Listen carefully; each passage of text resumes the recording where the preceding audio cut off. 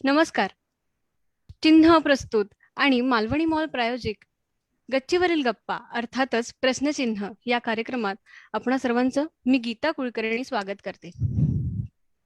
प्रत्येकालाच असं वाटतं की आपण आपला छंद, आपली कला जोपासावी आणि त्यासोबतच आपलं जीवन व्यतीत करावं. परंतु कुटुंबाची अपेक्षा आणि जबाबदाऱ्या यामुळे आपण आपली कला बाजूला सारतो. परंतु काही कालानंतर आपल्याला ती कला मनाला बोचत असते, मनाला दंश करत असते. गोव्याचे प्रसिद्ध चित्रकार आणि मांडणी शिल्पकार डॉक्टर सुबोध केरकर यांच्यासोबतही असंच काहीसं झालं. डॉक्टर बनून त्यांनी 2 मजली हॉस्पिटल उभारलं, परंतु काही कालांतराने त्यांच्या मनाला ती कला बोचू लागली की आपण चित्रकार व्हायला हवं, आपण हे उगाचच करत आहोत. त्यामुळे त्यांनी सर्व काही सोडलं, त्यांचं हॉस्पिटल दुसऱ्यांच्या ताब्यात दिलं आणि ते स्वतः चित्रकार म्हणून हिंडू लागले. चित्रकारितेसोबतच त्यांनी मांडणी शिल्पकला देखील केल्या आहेत, ज्या गोव्यातील सर्व सुप्रसिद्ध लोकप्रिय शिल्पकला म्हणून मानल्या जातात. या सुबोध केरकर यांची जीवनकथा आपण आज या गप्पांमधून जाणून घेणार आहोत. चिन्हचे संपादक सतीश नाईक सर हे त्यांच्याशी गप्पा मारणार आहेत. कार्यक्रमाची सर्व सूत्रे मी सतीश सरांकडे सोपवते. धन्यवाद. हाय हाय सुबोध, कसा आहेस? मला तुझा आवाज ऐकू येत नाहीये. माझा ऐकू येते तुला? आता येईल माझा ऐकायला. Yes, right right. कसा आहेस तू? मस्त आहे. आणि गोव्याला सुद्धा आता कोविड वगैरे जास्त नाही आहे, त्यामुळे सगळी मजा आहे. कोविडचा तुझ्यावर काही परिणाम नाही ना? काही मुळीच झाला नाही. म्हणजे माझ्यावर ऍक्च्युली परिणाम झाला, पण तो एकदम पॉझिटिव्ह परिणाम झाला. बर, क्या बात आहे. खूप खूप दिवसांनी आपण भेटतोय असे लाईव्ह आलो. भेट झालीच नाही त्या याच्यानंतर आपण तुझ्या अंकावर अंक जो आम्ही काढला होता त्यानंतर. आणि आता या निमित्ताने भेटूया म्हटलं, चला एक सगळ्या लोकांना म्हणून तुला इन्व्हाइट केलं. कल्पना अशी आहे सुबोध की हा सगळ्या कोविडच्याच काळात हे सगळं झालेलं आहे त्यामुळे. आणि सुरुवात मी केली खरी, आणि मग त्याच्यात खूप गंमत यायला लागली. खूप लोक इन्व्हॉल्व्ह झाले, म्हणजे जवळजवळ 10 ते 20,000 लोक लाईव्ह बघतात हा प्रोग्राम. नंतर तो युट्यूबवर देखील बघितला जातोय. तर खूप मजा येते हे सगळं करताना, आणि त्यानिमित्ताने आर्टिस्ट लोकांपर्यंत येता येत हे त्यातलं सर्वात चांगला भाग आहे. आणि म्हणून आम्ही पण तो इंटरेस्ट घेऊन करतोय. आणि नवीन टेक्नॉलॉजी मला वाटतं आपण आत्मसात करायला पाहिजे. तू पण त्या बाबतीत त्याला थोडा पुढचा विचार करतोस, मी तसाच करतो. सो गप्पा करायच्या का? आपण सुरुवात करायची? हा, जरूर करा. येस. सोबत मला एक सांग, असं कधी वाईट वाटतं का रे की आपण डॉक्टरी सोडली? नाही, मुळीच नाही, मुळीच नाही. कारण पण नो रिग्रेट. असं आहे की मी जेव्हा 18 वर्षाचा होतो तेव्हा हा. बाकीची जी 18 वर्षाची मुलं असतात त्यांना पुष्कळ काय काय व्हावंसं वाटतं. मला पण वाटायचं, पण मला जवळजवळ सगळंच व्हावंसं वाटायचं. मला डॉक्टर व्हावंसं वाटायचं, मला इंजिनियर व्हावंसं वाटायचं, वैज्ञानिक व्हावंसं वाटायचं, प्रधानमंत्री व्हावंसं वाटायचं, वा. लेखक व्हावंसं वाटायचं. म्हणजे त्यामुळे मी फक्त मला सोल्जर व्हायचं नव्हतं, कारण बर. किलिंग वगैरे ही गोष्ट मला पसंत नव्हती. आणि मला पादरी किंवा आय मीन आपला ब्राह्मण प्रिस्ट व्हायचं नव्हतं. मला दुकानदार व्हायचं नव्हतं. आणखी मला माफिया डॉन व्हायचं नव्हतं. आणि क्या बात. संगीत माझ्या अंगात नव्हतं, त्यामुळे संगीतकार होऊ शकत नव्हतं. पण हे सोडून मला सगळं व्हावंसं वाटायचं. त्यामुळं मला कोणी माझ्या वडिलांनी किंवा फॅमिलीने डॉक्टर हो म्हणून पुश नाही केलं. अच्छा. मी स्वतःहून मेडिकल पदवी घेतली. पण त्यानंतर असं ते रुटीन वाटायला लागलं. कारण 80% लोक जे डॉक्टरशी येतात त्यांना ऍक्च्युली डॉक्टरकडे जायची गरज नसते. बर. अच्छा. मुळीच गरज नसते. बहुतेक वयस्क बाया कुठं इकडनं चढतं, तिकडनं चढतं, इकडनं उतरतं, असेच काहीतरी कंप्लेंट्स घेऊन येतात. आणखी त्यांना बेसिकली डॉक्टरशी बोलायचं असतं. आणखी ते बोलल्यावर त्यांना बरं वाटतं थोडंसं. त्यामुळं माझं म्हणजे कॉफ, कोल्ड, टायफॉइड, मलेरिया हे फक्त ट्रीट करत माझं आयुष्य घालवायचं. आणि त्याच्यात आणखी एक भर पडली. मी जेव्हा हे सुरू केलं माझं हॉस्पिटल, तेव्हा सडनली टुरिझम वाढलं. टुरिझम इतकं वाढलं आणि जवळजवळ माझे 50-60% पेशंट्स हे ब्रिटिश टुरिस्ट निघाले. बर. कारण ते हिप्पी मुवमेंट होता आणि हो. सगळे इंग्रज लोक यायला लागले आणि माझे 50-60% लोक पेशंट हे ब्रिटिश टुरिस्ट. आणखी त्यांची व्याध म्हणजे त्यांचा आजार एकच, डिसेंट्री, लूज मोशन्स. तेव्हा माझं आयुष्य इंग्रज लोकांची लूज मोशन्स सारखी करायला घालवायचं हे मला काही पटलं. Good one. आणि I thought that India has taken enough shit from the British for 150 years. I didn't have to take any more. त्यामुळे मी मेडिसिन सोडलं. मी कलेसाठी वाहून घेतलं स्वतःला. पण त्यावेळी माझे वडील आर्टिस्ट असल्यामुळं मला वॉटर कलर्स वगैरे चांगले करायला यायचे आणि मला वाटायचं की हीच कला आहे. अच्छा. आणि ज्यावेळी मी पुन्हा 1-2 वर्ष मी वॉटर कलर्स लँडस्केप्स करायला लागलो, हे करायला, तर दाखवेन मी थोडेसे. तेव्हा मला पुन्हा म्हणजे डॉक्टर असताना जी स्थिती झाली होती माझी, का हे रुटीन आहे, मला रुटीनच्या पलीकडे काहीतरी करायचं आहे. तेव्हा मला ते वॉटर कलर करणं सुद्धा रुटीनच वाटायला लागलं. म्हटलं मी हे करण्यासाठी मेडिसिन सोडलं का?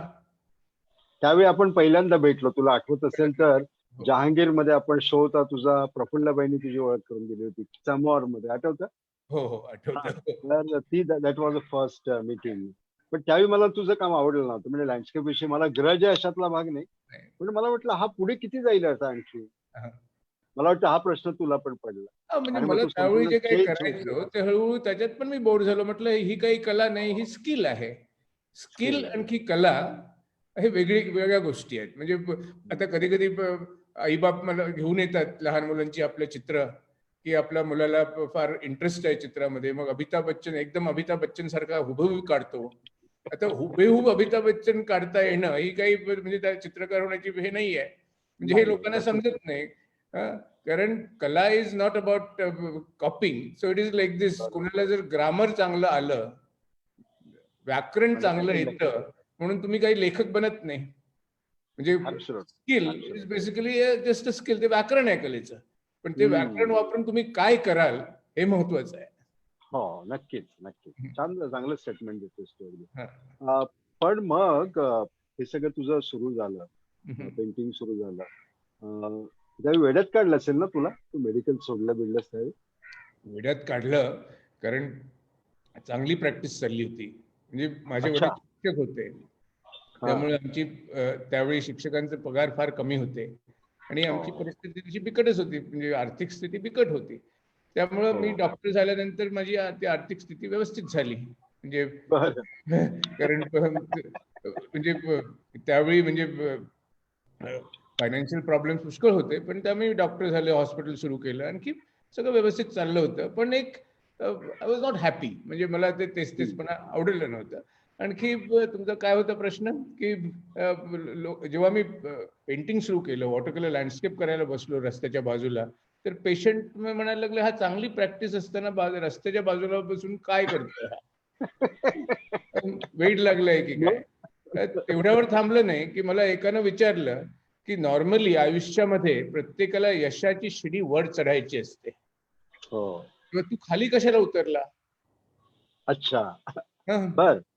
तू खाली कशाला उतरला? तर मला आता 30 वर्ष झाली या गोष्टीला. गेली 30 वर्ष मी फक्त बेसिकली आर्ट फील्ड मध्येच आहे. मी माझ्या कलेला वाहून दिलेलं आहे आणि मी एक सांगू इच्छितो की मी अत्यंत आनंदी माणूस आहे. क्या बात आहे. की गेली 30 वर्ष मी जे काय केलं एकदम आनंदानं केलं, आणि त्यामुळे मला इतका आनंद मिळालेला आहे, तो मी जर मेडिकल प्रॅक्टिस चालू ठेवली असती तर मिळाला नसता. मेडिकल प्रॅक्टिस ही सुद्धा चांगली गोष्ट आहे, म्हणजे लोकांची सेवा करता येते, पण त्यामध्ये मला इतका मोठा आनंद मिळाला नसता. आणि मला वाटतं की आयुष्याचा उद्देश एकच असतो, आनंदी व्हावं. Happiness is only goal of life. आणखी तुम्ही जर तुम्हाला आवडीची गोष्ट केली, आवडते ती गोष्ट केली, तर कदाचित तुम्ही आनंदी होऊ शकाल. पण तुम्ही जी आवडत नाही अशा गोष्टीसाठी तुम्ही जर तुमचं आयुष्य व्यर्थ केलं तर तुम्ही नक्की अनहॅपी व्हाल, दुःखी व्हाल. त्यामुळं मी अत्यंत सुखी आहे, अत्यंत आनंदी आहे, आणि तीच मला वाटतं माझ्या त्या डिसिजनची पावती आहे. क्या बात आहे. तुला थोडंही त्याचं वाईट नाही नंतर वाटलं कधीच? मुळीच नाही. क्या बात आहे. मस्त. आणि मग तिथून तुझा प्रवास सुरू झाला सगळा. हो. तर त्याच्या त्या स्टेजेस सांग ना जरा काही. आता एक स्टेजेस म्हणजे लँडस्केपचं फर्स्ट होतं तुझं. तू ह्याच्याकडे कसा गेलास? लँडस्केप सोडून अचानक तू त्या इन्स्टॉलेशन कडे कसा गेलास? हे मला पण गूढ आहे ते. मी थोडीशी स्क्रीन शेअर करून हे दाखवू का? जरूर कारण जरूर जरूर. मी काय करतो, आपण अशी थोड्याशा गॅप घेऊया 5-5 मिनिटाच्या, आणि त्याच्यामध्ये आता माझ्या लँडस्केप कडनं मी इकडे कसा आलो ते मी बोलतो. नंतर मी असं आपण करूया. तेव्हा आता मला स्क्रीन शेअर करण्याची परमिशन द्यायला सांगा.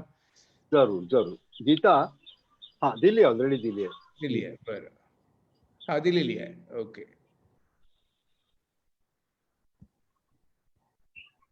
तर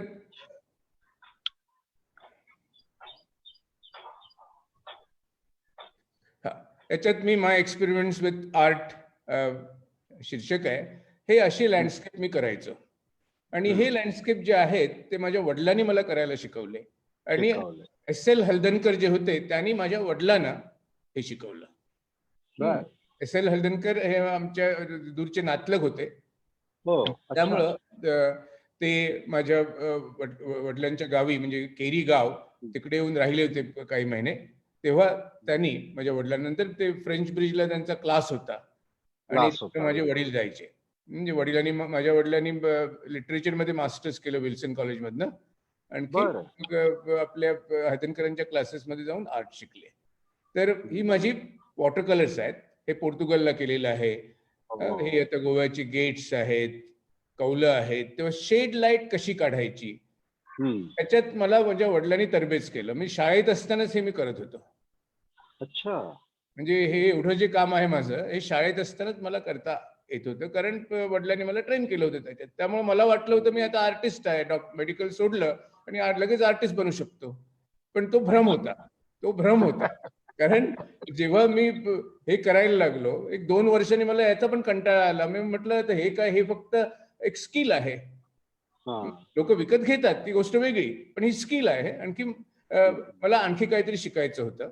तर मी पटकन हे दाखवतो, म्हणजे गोव्याची विंडोज दाखवतो, आणि मग आता सध्या काय करतोय याच्यातनं आता पुढचं काय झालं. आता हे गोव्याच्या घरांची मी चित्र काढायचं वॉटर कलर मध्ये. आता पण आर्किटेक्चर हा जो विषय आहे त्याच्यावर मी आता पण काम करतो. आता त्याचं असं झालं की मी ज्यावेळी वॉटर कलर्स करायचो ते विकले जायचे चांगले, त्याच्यावर उदरनिर्वाह करता यायचा. पण हो, कारण मी इकडे गोव्याला मी स्वतःची गॅलरी सुरू केली. काय म्हणतोस? गोव्याला गॅलरी नव्हती. मी वाचलंय त्याविषयी. राईट. तर गोव्याला काही गॅलरी नव्हती, त्यामुळे मला स्वतःची गॅलरी सुरू करणं भाग होतं. तेव्हा गॅलरी सुरू केली. टुरिस्ट येत होते, ते विकत घ्यायला लागले, आणि नंतर मला युरोपमध्ये जाण्याची संधी मिळाली असंच माझं प्रदर्शन घेऊन. आणि ज्यावेळी मी युरोपला गेलो, आणखी टेट मॉडर्न, आणखी बाकीची जे कॉन्टेम्पररी आर्ट म्युझियम्स बघितले, तेव्हा त्याच्यातलं मला अर्ध कळेना हे काय चाललंय, कळेना. आणि माझे वडील, त्यांना फक्त रिअलिस्टिक कामामध्ये इंटरेस्ट होतं. त्यांना हे जे मॉडर्न मुवमेंट चालू होते त्यांच्याशी त्यांचं काही देणं घेणं नव्हतं. आणि तेव्हा काही बघत तेव्हा असं काहीतरी वेगळ्या तऱ्हेचं काम, तेव्हा डोक्यावर हात मारते, काय करतायत. तेव्हा त्यांना ते समजत नव्हतं. आणि त्यामुळे मला पण त्या सगळ्या या मॉडर्न याच्यामध्ये काही नाही असं त्यांनी सांगितलं होतं. तेव्हा मी ठरवलं की त्यांचं ऐकण्यापेक्षा let me find out myself. आणखी तो माझा प्रवास सुरू झाला. आणखी युरोपमधले सगळे कॉन्टेम्पररी आर्ट म्युझियम मी बघितले, ते समजण्याचा मी प्रयत्न केला. काही हळूहळू समजायला लागलं, उमजायला लागलं, आणि हळूहळू मग ती जी आधुनिक तिकडची कला कॉन्टेम्पररी आर्ट होती ती माझ्याशी बोलायला लागली. आणखी मला ते इतकं आवडलं की आता मी जे काय करतोय that is essentially very conceptual work. त्याच्यामध्ये स्किल असते, पण आता माझं 99% काम हे कॉन्सेप्च्युअल काम आहे. आणि युरोपमधले आणि अमेरिकेमधले जे मॉडर्न आर्ट संग्रहालय आहेत, म्हणजे जे कॉन्टेम्पररी आर्ट संग्रहालय आहेत, ते माझे शिक्षक बनले. सो माझे गुरु कोण असं जर विचारलं तर contemporary art museums of the world are my teachers. आणखी मग वाचनही पुष्कळ वाढलं, वाचन वाढलं.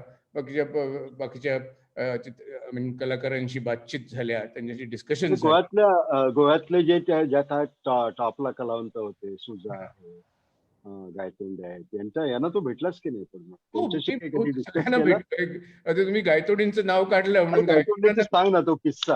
हा, मला ऐकायला आवडेल तो. त्यांना माश्टे कसं माश्टे भेटलो. घेऊन. तर त्यावेळी आता हळूहळू मला मग ऍबस्ट्रॅक्शन्स आणि ह्या गोष्टी पण आवडायला लागल्या आणि ओके. गायतोडींची कामं आवडायला लागली. पहिल्यांदा मला ते ऍबस्ट्रॅक्शन वगैरे समजत नव्हतं. हो. ज्यावेळी सुरुवात केली त्यावेळी, तेव्हा माझं हो. कलेबद्दलचं ज्ञान फार कमी होतं. कारण लोकांचं. साहजिकच आहे, कुठलाही डॉक्टर किंवा इंजिनियर ओव्हरनाईट काही आर्टिस्ट बनू शकत नाही. आर्टिस्ट बनण्यासाठी त्याच्यासाठी पण परिश्रम घ्यावे लागतात, शिकावं लागतं. नॉर्मली आर्ट कॉलेजमध्ये मी पहिल्यांदाच गेलो असतो तर पहिल्यांदा लवकर आर्टिस्ट झालो असतो. मी गेलो नाही. मी डॉक्टर होऊन नंतर कलेचं शिक्षण घ्यायला लागलो ऑन माय ओन आणि with museums of the world. त्यामुळे मला पुष्कळ वर्ष लागली ते समजायला. तेव्हा कधी कधी लोक म्हणतात मी इंजिनियर आहे, आता ते सोडून आर्टिस्ट बनलो आहे. तसं ओव्हरनाईट आर्टिस्ट बनत नसतं. आर्टिस्ट बनणं हा सुद्धा एक प्रवास आहे. त्याला अभ्यास लागतो आणि तो अभ्यास करायची, आणखी जे डोक्यामध्ये पहिल्यांदा साचलेलं असतं ते सगळं धुवून काढून नवं शिकवायची प्रवृत्ती पाहिजे. तुम्ही जर ते बाकीचं दोघं तेच ठेवलं तर मग ते नवं उमजत नाही, उलगडत नाही. तर एनिवे, तुमचा प्रश्न होता की आता कसं हे गायतोंडेबद्दल. तर गायतोंडे मला फार आवडायला लागले त्यांचं काम. आणखी त्यांना भेटायचं होतं. त्यांचं वय झालं होतं, त्यांना ती गळ्यामध्ये कॉलर होती, आणखी त्यांना भेटत नव्हते. पण त्यावेळी ती नॅशनल गॅलरी ऑफ मॉडर्न आर्टची जी डायरेक्टर होती ती माझी मैत्रीण होती, अंजली सेन. आज ती गोव्याला आली आहे. तर हा, ती आता UN ला असते, UN मध्ये काम करते. पण त्यावेळी ती नॅशनल गॅलरीची डिरेक्टर होती आणि ती चांगली मैत्रीण होती. तर तिच्याकडनं मी गायतोडेंचा फोन नंबर घेतला आणि मी गायतोडेंना फोन केला. मी म्हटलं गोव्याहून आलो आहे आणि गोव्याहून चांगले भरलेले बांगडे आणले आहेत. भरलेले तळलेले बांगडे आणले आहेत, तेव्हा येऊ का? ते म्हणे चल पण लगेच ये. त्यामुळं गोव्याच्या बांगड्यांनी, माशांनी ही भेट घडवून आणली. तेव्हा मी तिकडे गेलो त्यांच्या घरी आणि त्यांनी मग आपली चित्र दाखवली, आणखी चांगल्या गप्पा झाल्या. बट सगळं श्रेय बांगड्यांना जातं. तर आता मी सांगत होतो की आता माझं काम कसं बदलत गेलं. आता हे जे आपण करतोय ते ठीक आहे ना? म्हणजे मी स्क्रीन पण थोडी शेअर केली आणि बातचीत पण होते. हो, एकदम ऍब्सोल्युटली छान छान. ठीक आहे. मग आता हे पुढल्या लोकांना जास्त इंटरेस्टिंग आहे, म्हणजे ते लोक अशा पद्धतीने करू शकतील. हो. तर आता हे मी माझी वॉटर कलर्स दाखवली, आर्किटेक्चरची, गोव्याच्या घरांची वॉटर कलर्स. आता पण मी गोव्यांच्या घरं वापरून कामं करतो, पण हे काम पूर्ण वेगळं असतं. आता गोव्याची जी घरं आहेत ती घरं त्यांना आपण गोवन घरं म्हणू शकतो. ती पोर्तुगीज घरं नाही आहेत, कारण मी पूर्ण पोर्तुगालमध्ये फिरलो आहे आणि तिकडे गोव्याच्या घरासारखं घर नाही आहे.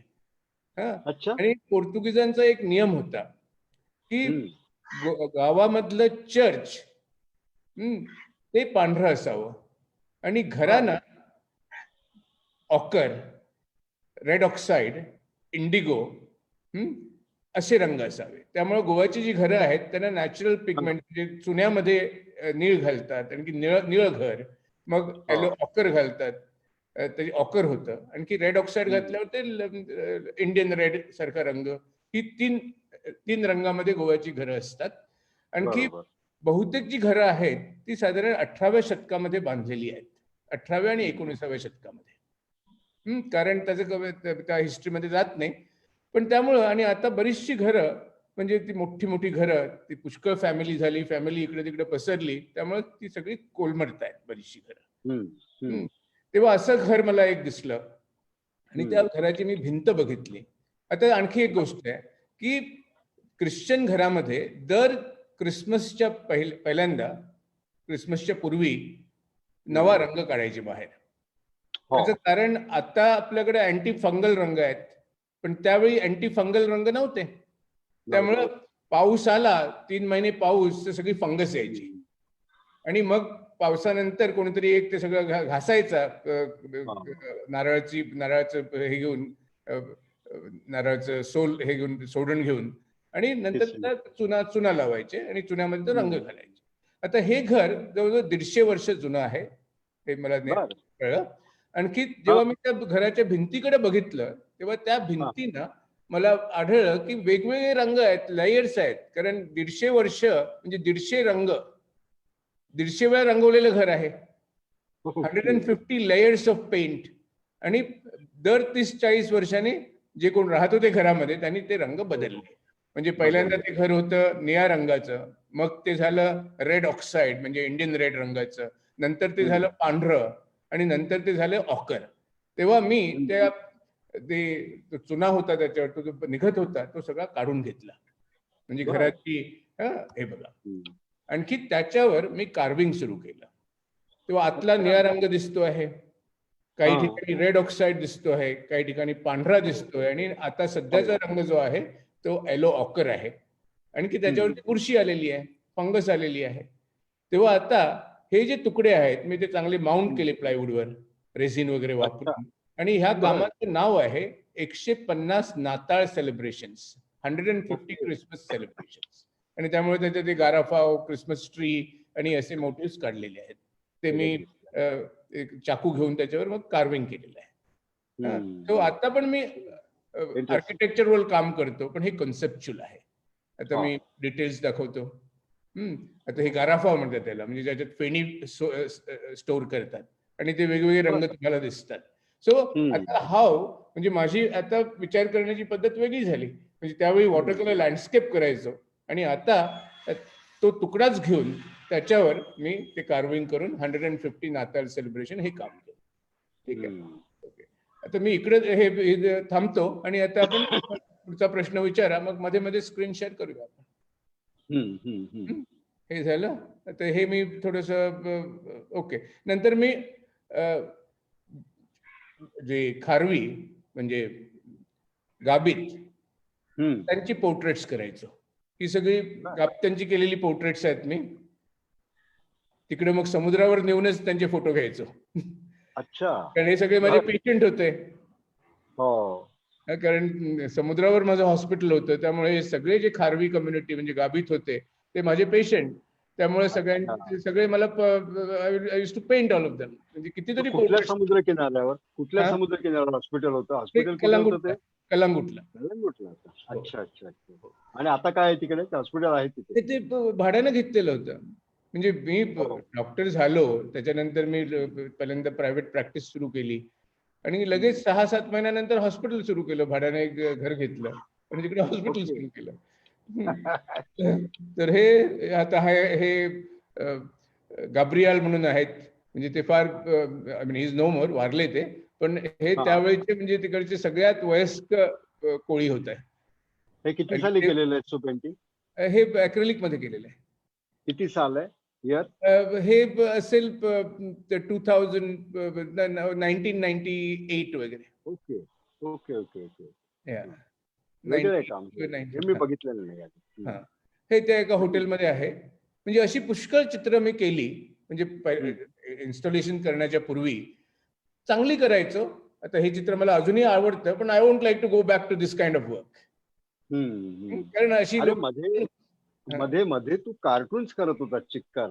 तो एक सॉरी किस्से तुझ्याकडे ते कसं काय सुरुवात झाली कॉलेजमध्ये? मी मेडिकल स्टुडंट असताना करायचो. अच्छा म्हणजे तुझ्याकडे हे उपजतच आहे आर्टचं तसं. नाही, मी आर के लक्ष्मणांची कार्टून मी हॉस्टेलमध्ये राहत होतो 11वी-12वी. 11वी-12वीला मी हॉस्टेलमध्ये राहायचो. आणखी तिकडं टाइम्स ऑफ इंडिया यायचा आणि मला त्यांचं ते कार्टून इतकं आवडायचं की मी विचार करायचो ना कशी आयडिया येते दर दिवशी. तर मी पण ट्राय करायला लागलो. आणखी मी काही कार्टून्स म्हणजे 12वी मध्ये असताना मी काही कार्टून्स वगैरे काढली हॉबी म्हणून. आणखी 12वी परीक्षा झाली. परीक्षा झाल्यानंतर दुसऱ्या दिवशी मी ती कार्टून्स घेऊन नवीन टाइम्स म्हणजे तिकडे त्या एडिटरला जाऊन भेटलो. मी 18 वर्षाचा. अच्छा. आणि मी त्यांना जाऊन भेटलो आणि ही कार्टून्स मी काढलेली आहेत. तुमच्या न्यूजपेपरसाठी कार्टून काढायची इच्छा आहे. ते KSK मेनन म्हणून संपादक होते. ते म्हणाले आजपासून सुरू कर.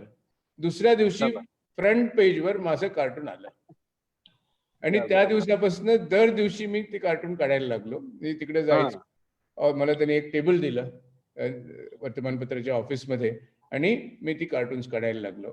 आणि मी हजारो कार्टून्स काढलेली आहेत, पण ती बहुतेक मेडिकल स्टुडंट्स असताना. आणि मग लकीली माझं असं होतं, मेडिकल कॉलेज जे होतं ते नवीन टाइम्स वर्तमानपत्राच्या ऑफिसच्या बाजूला होतं. तेव्हा अच्छा. एखादा पिरियड बंक मारून मी तिकडे जाऊन कार्टून काढून बापरे. आणि नंतर MV कामत आले गोव्याला, त्यांना भेटलो. हा. आणि ते जेव्हा इलस्ट्रेटेड विकलीचे संपादक होते त्यावेळी, त्यांना पण माझं काम आवडलं आणि त्याने मला इलस्ट्रेटेड विकलीमध्ये एक कॉलम दिला. अच्छा. ओके. किती वर्ष चालवला? हा, तो किती वर्ष चालवतात कॉलम? तो एक दोन वर्ष 3 वर्ष चालू होता. कारण तो म्हणजे मेडिकल नंतर एकदा मी डॉक्टर की सुरू केल्यानंतर मला तो वेळ मिळेना, कारण स्टुडंट असताना गोष्ट वेगळी होती.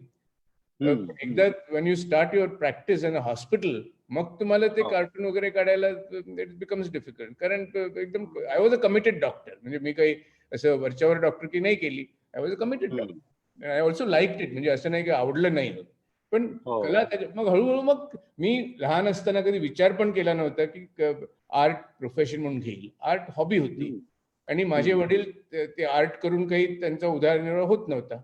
He couldn't make a living with art, so he had become a teacher. So me art घ्यावी असं कधी, म्हणजे आवड होती, पण ती प्रोफेशन म्हणून घ्यावी असं मी कधी पण विचार केला नव्हता. नंतर आला. पण मग हा सगळा तुझा प्रवास जो आहे आता मी बघतो, इन्स्टॉलेशन कडे कधी कसा आला? हा, सो आता हे मी तेच आता सांगतो. आता हे जे आता कोळ्यांची मी चित्र काढली, पोर्ट्रेट्स केली. आता सुद्धा मी कोळ्यांबरोबर काम करतो, पण आताचं माझं जे काम आहे विथ ते वेगळं आहे आणि तेच काम आता तुम्हाला दाखवतो. आता हे वॉटर कलर झाली. आता हे माझं नवं काम आहे. मी 100 लोकांबरोबर समुद्रकिनारी जातो आणि त्यांचा एक परफॉर्मन्स बनवतो. आता हे काही गोव्याचे कोळी नाही आहेत, हे बंगाली लेबरर्स आहेत. अच्छा. हा, गोव्याला पुष्कळ बंगाली लेबरर्स आहेत, बाकीच्या स्टेट्स मधले पण आहेत, बिहारी पण आहेत, पण हे जे मी ज्यांच्याबरोबर काम केलं आहे ते बंगाली लेबरर्स आहेत. आणि याच्यामधनं मी जेव्हा कोळ्यांची पोर्ट्रेट करायचे, डॉक्टर होतो, ते माझे पेशंट होते, त्यामुळे मला एक गोष्ट जाणवली की कोळ्यांचं आयुष्य हे समुद्राशी इतकं निगडीत असतं, तुम्ही ते सेपरेट करूच शकत नाही. It is inseparable from the ocean. म्हणजे त्यांचं पूर्ण आयुष्य एकदम समुद्रामध्ये धुवून गेलेलं आहे, म्हणजे समुद्रामध्ये मिसळून गेलेलं आहे. आणखी ही जी कल्पना आहे, the inseparability of the life of the fisherman and the ocean, ती कल्पना मी माझ्या मांडणी शिल्पात, त्याला तुम्ही परफॉर्मन्स म्हणा, मांडणी शिल्प म्हणा, वाटेल ते नाव द्या, पण त्याच्यातनं मी मांडतो. आता इकडं मी हे फक्त कोळी बसलेले आहेत समुद्रकिनारी. आता इकडे बघा, इकडे ते बसले आहेत, त्यांनी आपली पाय एकमेकाला टेकवले आहेत आणि हे ट्रेन नाही आहेत, हे लेबरर्स आहेत. मी म्हणजे लेबरर मार्केट्स असतात गोव्याला, तिकडे जाऊन सांगतो की 100 लोक मला उद्या सकाळी पाहिजेत, 2 बसेस लागतात. मग त्यांना सगळ्या शॉर्ट पॅन्ट शिवाव्या लागतात. आणि ते 100 लोकांना घेऊन मी समुद्र किनाऱ्यावर जातो. माझ्याबरोबर एक उंच शिडी असते, एक दोरी असते, आणि 2 काठ्या असं काहीतरी. आणि मग ती दोरी पकडायची या बाजूला आणि सगळ्या कोळ्यांना, म्हणजे सगळ्या लेबरर्सना सांगतो, आता सगळे पाय दोऱ्यांना लावा आणि एकमेकाला लावा. ते लावतात. आणि बंगाली असल्यामुळे मध्ये मध्ये त्यांना चिअर करावं लागतं. मध्ये ममता दीदी की जय म्हणतो. असं सगळं चालतं. आणखी मग हा फोटोग्राफ मला मिळतो. आता हे मी कशासाठी करतो? आता हे जे आहे ते कसं, जेव्हा बोट निर्माण करतात, जेव्हा बोट बांधतात, थोडी मोठी नाव बांधतात, तेव्हा पहिल्यांदा त्याला किल असतं, म्हणजे त्याचा कणा करावा लागतो. तर त्या हा होडीचा कणा आहे. अच्छा. ती कल्पना आहे. म्हणजे मच्छीमारी, कोळी, खारवी लोकच त्या होडीचा कणा बनतात. त्याला इंग्रजीमध्ये किल म्हणतात. म्हणजे पहिला तो मोठा कणा, आणखी मग हळूहळू त्या फळ्या बांधून ती बोट बांधली जाते. तो आता हे इन्स्टॉलेशन झालं, त्याला परफॉर्मन्स आर्ट म्हणा, पण विषय तोच आहे, विषय कोळीच आहे. पहिल्यांदा कोळ्यांचं मी पोर्ट्रेट करायचो, आता सुद्धा तोच विषय घेऊन काम करतो, पण माझी विचार करण्याची पद्धत बदललेली आहे. कधी कधी मग ते होडी बनतात, कोणीच कोणी बनतात. आता त्यांना हे छान. इलिप्टिकल फॉर्म मध्ये बसवलाय, हात हो. त्यांना जस्ट आउटस्ट्रेच्ड हँड, हात असे करा म्हणून सांगितलं तर ते वल्ली झाली. आणि हा. ज्या ठिकाणी बसवलं आहे तिकडे मी शिंपले पेरलेले आहेत. बरं. त्यामुळे तो होडीच्या आतमध्ये जे काय दिसतंय ते पण थोडंसं मिस्टिरियस वाटतंय. हो. आणि हा फोटो उंच शिडीवर उभं राहून काढलेला आहे. एरवी मला उंचावर गेलं की भीती वाटते, पण जेव्हा हा. मी फोटो काढतो तेव्हा मी त्या उंच शिडीवर चढतो आणि एकदम वर उभा राहतो तो कॅमेरा घेऊन. कसली भीती वाटत नाही, कारण माझं लक्ष असतं याच्यावर. म्हणजे त्या ती उंच आहे इकडे, त्याच्यावर ते मी विसरून जातो. आणि हा फोटो उंच शिडीवर घेऊन काढलेला आहे. पण आता मी ड्रोन चालवायला शिकलोय. आता मला बरं. हा. उंच शिडीवर चढायची पण गरज नाहीये. आता माझ्याकडे ड्रोन आहे, आणखी मी ते ड्रोन वापरून फोटो काढतो. म्हणजे अजून सुद्धा I am 61 years old, but I am म्हणजे मी अजून सुद्धा नवा शिकायचा प्रयत्न माझा चालू आहे. क्या बात आहे. आता ते हे दिसतंच बघा, तुझं इकडे हा म्हणजे माशाचा काटा aggressive आहे. झाला, हो. हा माशाचा सुपर. काटा झाला. सो अशी कल्पना आहे. पण मला एक प्रश्न तुला असा विचार, तुला जे वाटतं ते पोचतं का रे याच्यातून लोकांपर्यंत? म्हणजे माझ्या ज्यांच्याबरोबर काम करतो त्यांच्यापर्यंत की त्यांच्यापर्यंत सुद्धा म्हण किंवा बघणारे ऑडियन्स हा, पर्यंत नक्की पण पोचतं. पोचतं, नक्की पोचतं. आता मी म्युझियम सुरू केलं आहे, म्युझियम ऑफ हा. गोवा. आता म्युझियम ऑफ गोवा मी कशाला सुरू केलं, आता आपण त्या विषयाकडे वळायला हरकत नाही, कारण ते हा. माझ्या दृष्टीनं फार महत्वाची डिसिजन महत्वाची गोष्ट आहे. एकदम बरोबर. डिसिजन महत्वाची होती. आणि हा म्युझियम जवळजवळ 1,500 स्क्वेअर मीटर्स जागा आहे सगळी पूर्ण. आणि इट इज अच्छा. म्हणजे भारतातल्या प्रायव्हेट म्युझियम मध्ये तर one of the largest museum आहे. आता किरण नदार वगैरे यांच्याशी मी तुलना करू शकत नाही, त्यांचा म्युझियमची कन्सेप्ट वेगळी आहे. पण वेगळी आहे. जो म्युझियम केलेला आहे तो चांगला आर्किटेक्ट आहे, आपल्या डीन डिक्रूज, त्यांनी डिझाईन केलेला आहे. आणखी हो.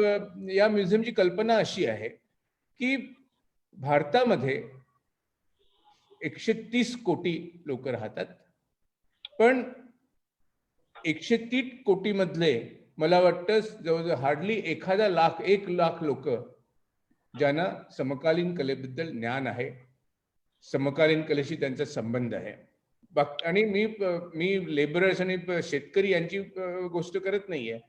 बरोबर. त्याच्यामध्ये डॉक्टर आले, इंजिनियर आले, आर्किटेक्ट सुद्धा आले, डिझायनर सुद्धा आले, कॉर्पोरेट हेड्स आले. कारण आता मी जर 10 नावं सांगितली, मी एक लहानसा एक्सपेरिमेंट करूया. मला माहिती नाही किती ऑडियन्स आहे आपल्याकडं, किती लोक ऐकतायत, पण मी एक 10 नावं सांगतो. सुबोध गुप्ता, सुदर्शन शेट्टी, रियाज कोमू, कृष्णमचारी बोस, फ्रान्सिस न्यूटन सोजा, वासुदेव गायतोंडे, विश्वनाथन, शिल्पा गुप्ता, अनिता दुबे आणि हुसेन घ्या. तर आता मी जी नावं सांगितली ती एक भारतातले महत्वाची कॉन्टेम्पररी आर्टिस्ट, त्यांची नावं आहेत. आणखी पण बरेच महत्वाचे आर्टिस्ट आहेत, मी त्यांची नावं बाजूला नाही केलेली, मी 10 नावं सांगितली. पण ही 10 नावं किती जणांनी ऐकलेली आहेत आपल्या ऑडियन्स मधल्या? आता जे कोण आर्ट कॉलेजमध्ये गेले असतील त्यांनी ऐकलेली आहेत, पण आर्ट कॉलेजच्या बाहेरची जी लोक आहेत, ते आर्किटेक्ट म्हणा किंवा आणखी कोण म्हणा, त्यांना ती माहिती नाही आहे. आणि मी बऱ्याचदा हा एक्सपेरिमेंट करून या arrived at this conclusion after experiment, मी वरच्यावर बोलत नाहीये. तेव्हा मला वाटतं की समकालीन कला लोकांपर्यंत पोहोचली पाहिजे. मी माझी वैद्यकीय पेशा सोडून कलेमध्ये आलेलो आहे आणि मी फक्त भारतातल्या 1 लाख लोकांसाठी काम करणार का? हा मला प्रश्न पडला. जे मी काय करतो, जे काय मला सांगायचं आहे, दाखवायचं आहे, ते जास्त लोकांपर्यंत पोहोचलं पाहिजे. आणि मी ठरवलं की हे झालं पाहिजे, आणि त्यामुळे मी म्युझियम ऑफ गोवा सुरू केला. मी 55 वर्षाचा होतो आणि मी व्यवस्थित ॲज अन आर्टिस्ट सेटल होतो. माझी एक गॅलरी होती आणि एक मोठा स्टुडिओची जागा होती आणि एक नवं घर बांधलेलं होतं. सो घर पण नवं एक होतं. तेव्हा मी माझं जुनं घर जे पहिलं बांधलं होतं ते विकलं कलंगूटमध्ये, आणि त्याचे चांगले पैसे मला मिळाले. आणखी एक 55 वर्ष वय, आणखी आता ह्या पैशाचे 4 कोटी रुपये. याचं मी ते पूर्ण पैसे माझ्या सगळ्या मित्रांनी सांगितलं, तुला हे पैसे आयुष्यभर पुरे आहेत, कारण माझी जी लाईफस्टाईल आहे तेव्हा ती तेवढ्या पैशामध्ये व्यवस्थित होते. पण मी ते पूर्ण पैसे वापरून म्युझियम बांधला. बर. पूर्ण पैसे त्याचे घातले आणि लोकांनी मला सांगितलं होतं की 10 लोक येणार नाहीत तिकडे दिवसाला. आज 100 ते 300 लोक दर दिवशी म्युझियम ऑफ गोवामध्ये येतात.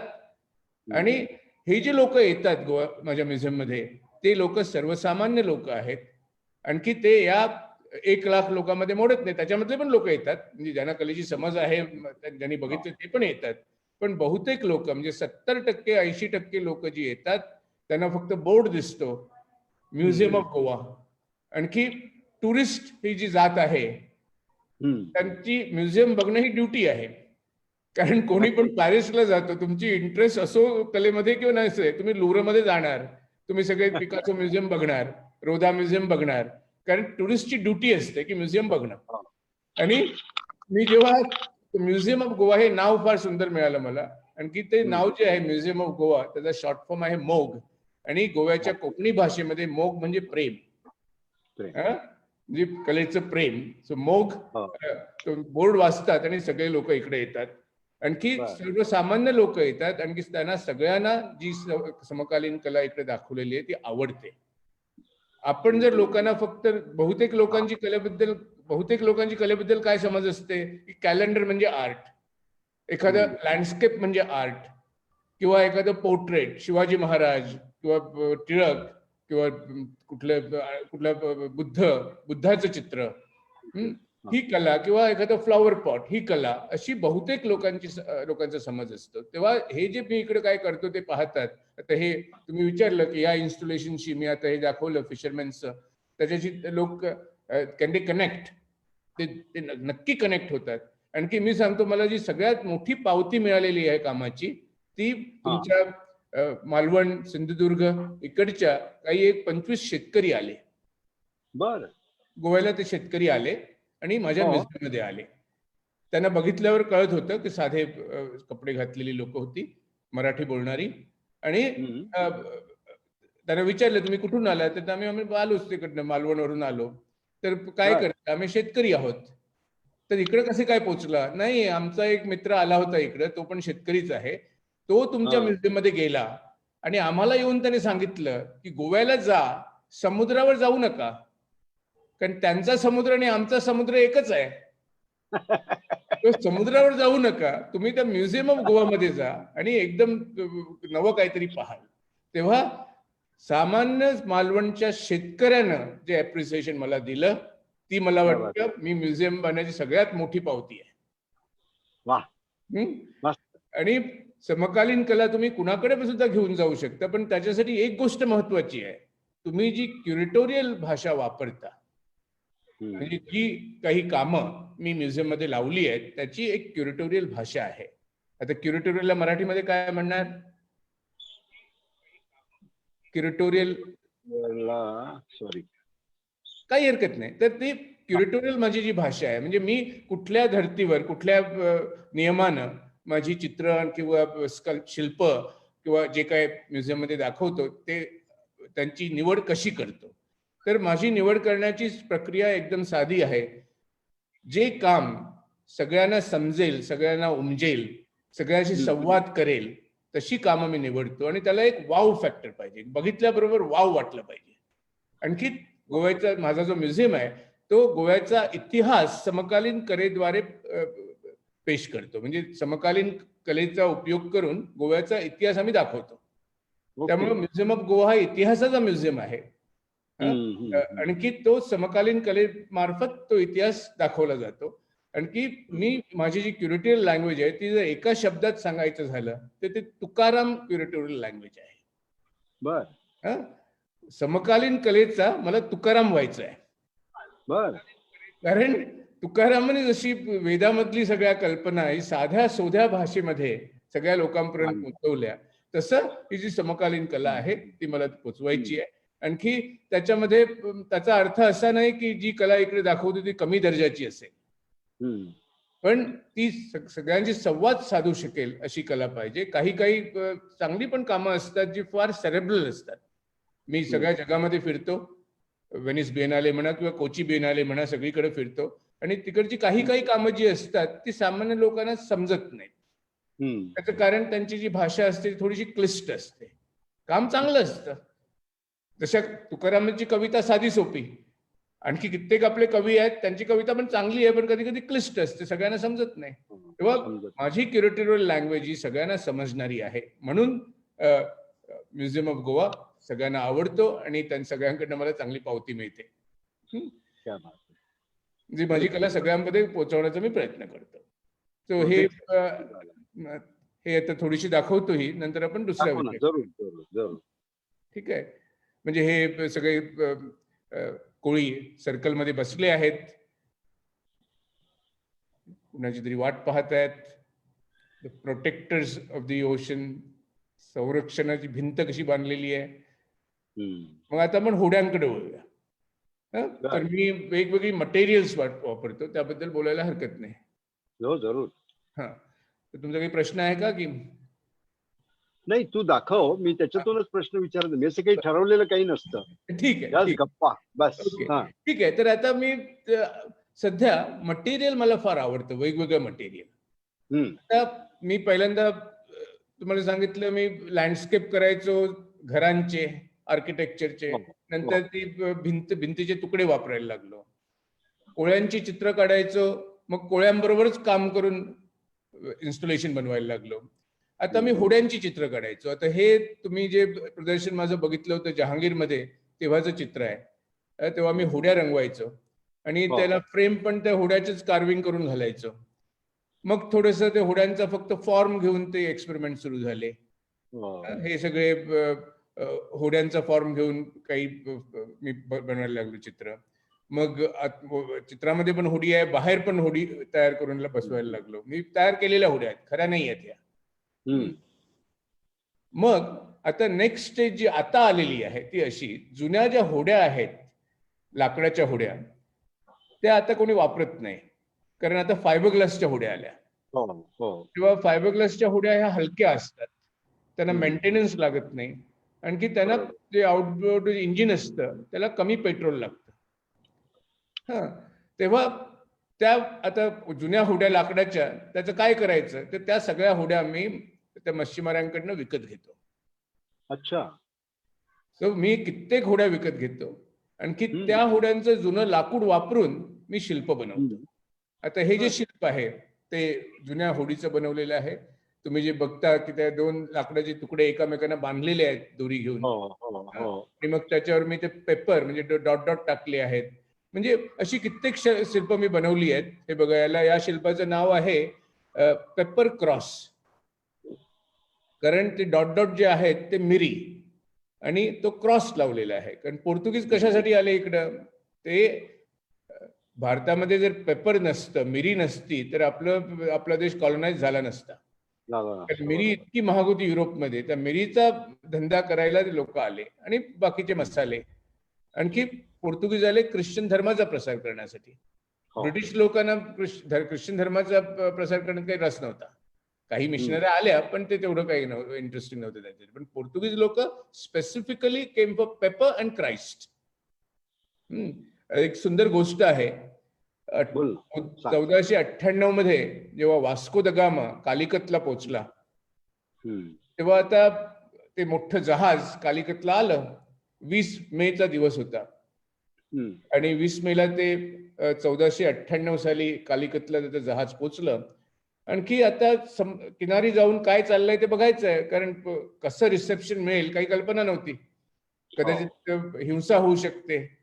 तेव्हा एक जुआव नुनीस नावाचा माणूस होता, तो कुठल्या तरी कैदीमधनं, जेलमधनं आणलेला होता त्यांनी. असे बरेच कैदी वास्को द गामाच्या जहाजावर खलाशी म्हणून आणले होते. तर त्याला पाठवूया, कारण त्याला मारला तर मारला, शेवटी कैदी आहे. तेव्हा त्याला पाठवलं लहान बोट घेऊन, जा तिकडं किनारी जा, आणखी काय स्थिती आहे ते आम्हाला येऊन सांग. तर तो जुआव न्यूनेस किनारी गेला, कालिकतच्या कप्पड नावाचा बीच आहे तिकडं कालिकतच्या जवळ, तिकडे गेला, आणि तिकडं त्याला दोघं ट्युनिशियन लोक भेटले. म्हणजे युरोपमधली लोक ऑलरेडी इकडे यायची, पण ती यायची रेड म्हणजे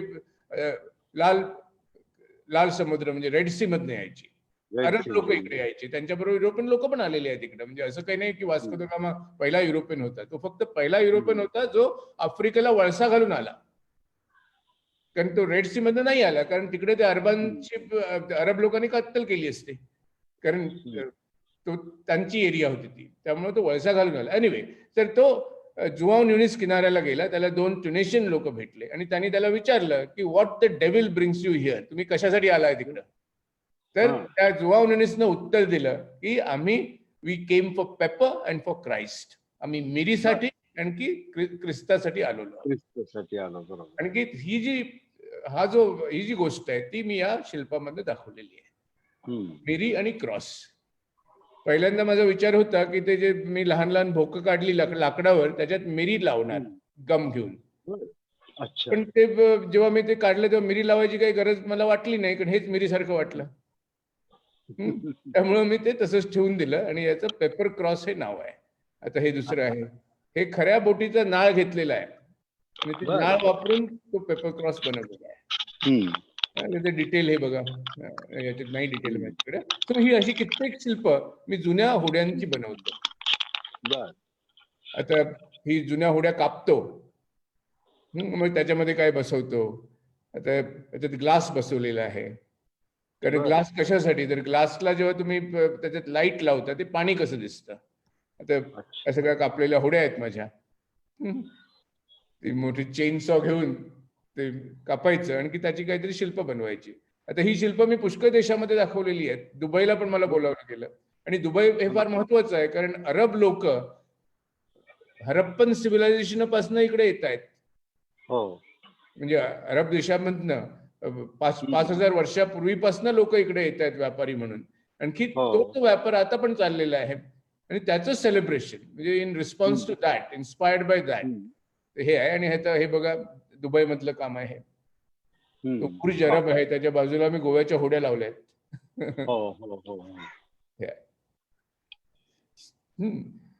सो अशी म्हणजे बेसिकली माझा इतिहासाचा अभ्यास आहे गेली 10 वर्ष, आणि इतिहास हा माझ्या कलेचं फुटनोट बनतं. म्हणजे इतिहासाचं इन्स्पिरेशन म्हणजे, आणि इतिहास मी कलेमधनं मांडतो.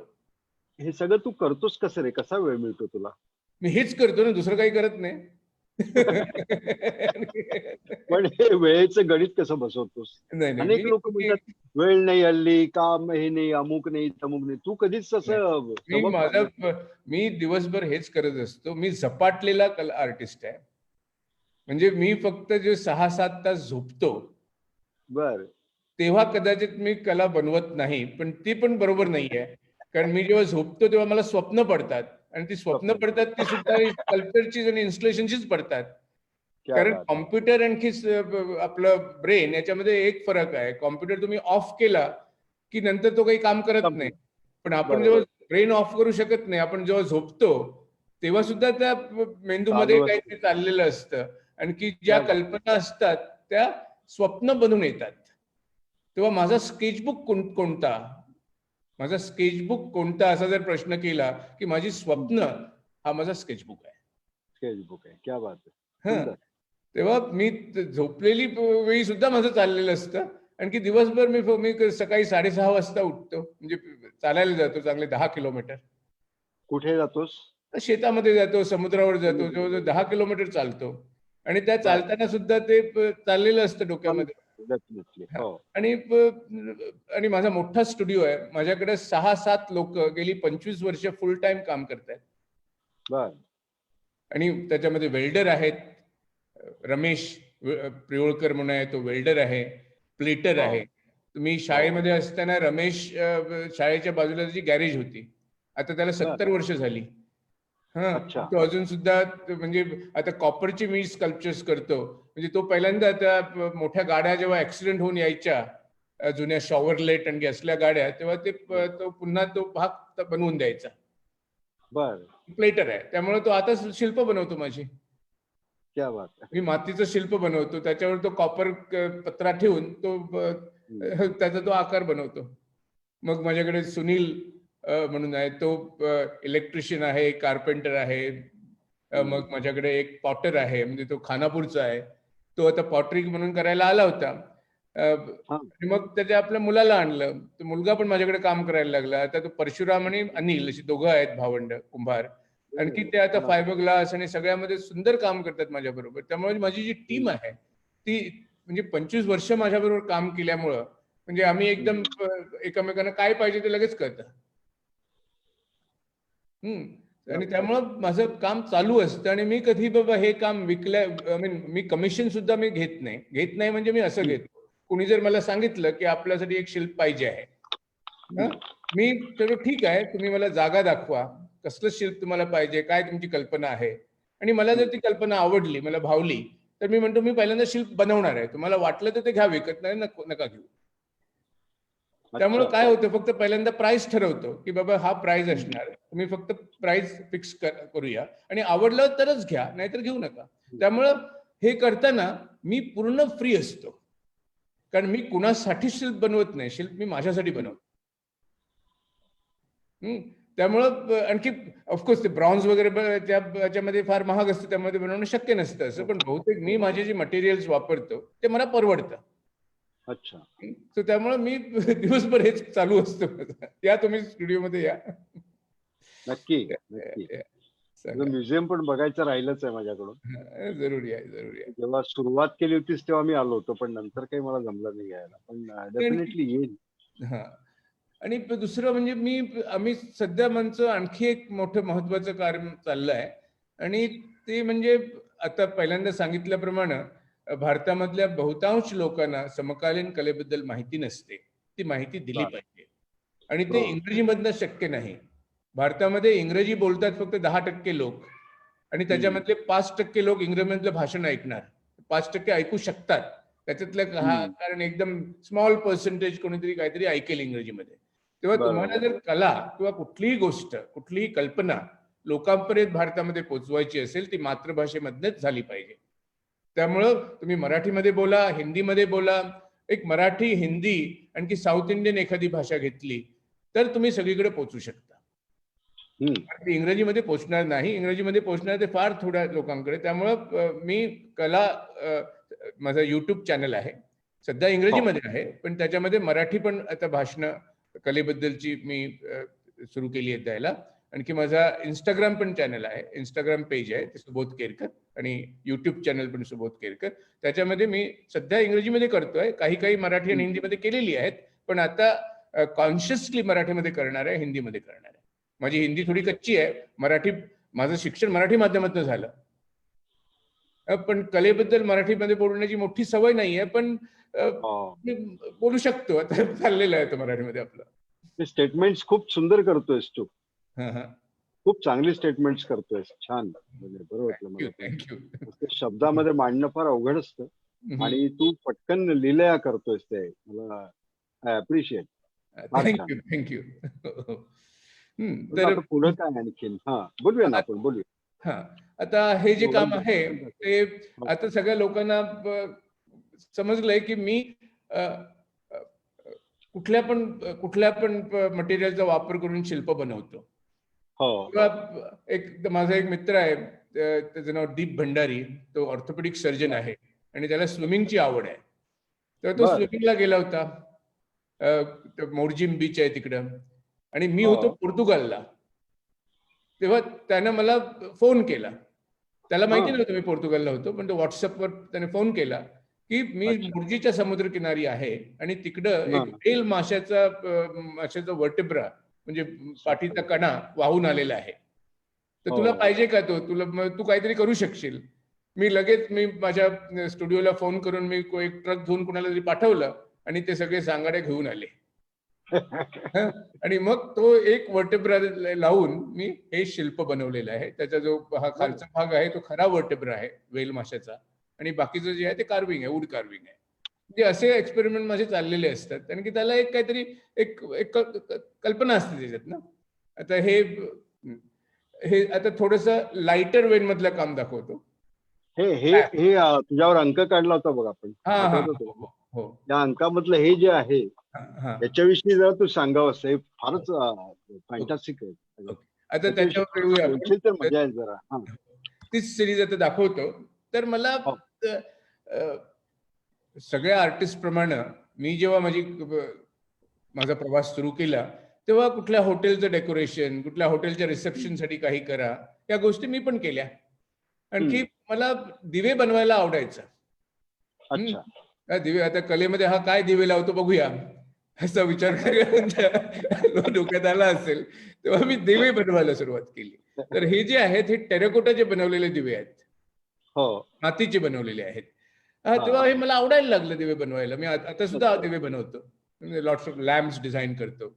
आणि एक दिवस मी असाच एक दिवा बनवला होता एका हॉटेलसाठी. ते फक्त डिस्क होतं, फक्त एक डिस्क, आणखी त्याच्या डिस्कच्या मागं बल्ब लावले होते आणि ते भिंतीवर लावायचं रिसेप्शनच्या मागं. मग ते कॉपरचं डिस्क होतं, तांब्याचं डिस्क, आणखी त्याच्या मागं दिवे. पण त्या हॉटेलमध्ये नेण्यापूर्वी मी ठरवलं की ते बीचवर घेऊन जाऊया आणि बघूया काय करता येईल. तर ते मी त्यावेळी माझी एक जीप होती, त्या जीपमध्ये टाकलं, आणखी एक गवंडी होता त्याला बरोबर घेतलं आणि म्हटलं चल बीचवर जाऊया, काय करता येतं बघूया. तर आम्ही गेलो तिकडं. आणखी बीचवर हा दिवा, तो असले दिवे बनवलेले होते. आणि बीचवर मी एक क्रेटर खणला, म्हणजे चंद्रावर जसा क्रेटर असतो तसा एक 2 मीटर डायमीटरचा एक क्रेटर तिकडे खणला. त्याच्यावर ते डिस्क ठेवलं. डिस्कला खाली एक मेटल रॉड लावून ती रेतीमध्ये बसवली.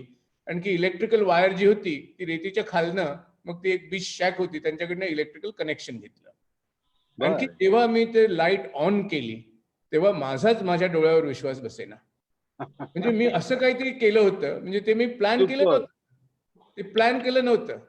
तर हे ते काम, ते डिस्क आहे आणि डिस्कच्या खाली एक रॉड आहे, ते एकदम फ्लोट होत आहे, तरंगत आहे असं वाटतं. आणखी तेव्हा थोडा हे 6:30 वाजता 6 वाजता वगैरे असेल हा फोटो. मग जेव्हा नंतर ते असं काही दिसायला लागलं की मला वाटलं मी देव झालेलो आहे आणि मी एक ग्रह निर्माण केलेला आहे. वाह. तो एक ग्रहच मी निर्माण केलेला आहे, अशी एक फिलिंग आली. आणखी ती लाईट इतकी सुंदर होती, म्हणजे त्याला एक आपण इंग्रजीमध्ये इथेरल असा शब्द आहे, म्हणजे ते बघितल्यावर म्हणजे अंगावर शहारे यायचे, इतकी सुंदर ती लाईट दिसायची. आणि त्यानंतर मी लाईट आणि म्हणजे लाईट आणखी रेती आणखी दिवे याची कित्येक इन्स्टॉलेशन बनवली. त्याला आपण लँड आर्ट म्हणा किंवा आणखी काय म्हणा. हा प्रश्न आता मी फिल्म फेस्टिवलच्या वेळी मला वाटतं तू हे केलं होतं, तिकडे खूप बुंबाबुंब झाली, खरं आहे ना? त्या फिल्म फेस्टिवलच्या वेळी मी अर्धा किलोमीटर केलं होतं. बरं. अर्धा किलोमीटर. हा, आणखी ते मिरामारच्या बीचवर केलं होतं. 2 लाख लोकांनी ते बघितलं. आणखी काही आर्ट क्रिटिक मुंबईहून आले होते, ते फिल्मसाठी आले होते, ते पण तिकडे आले.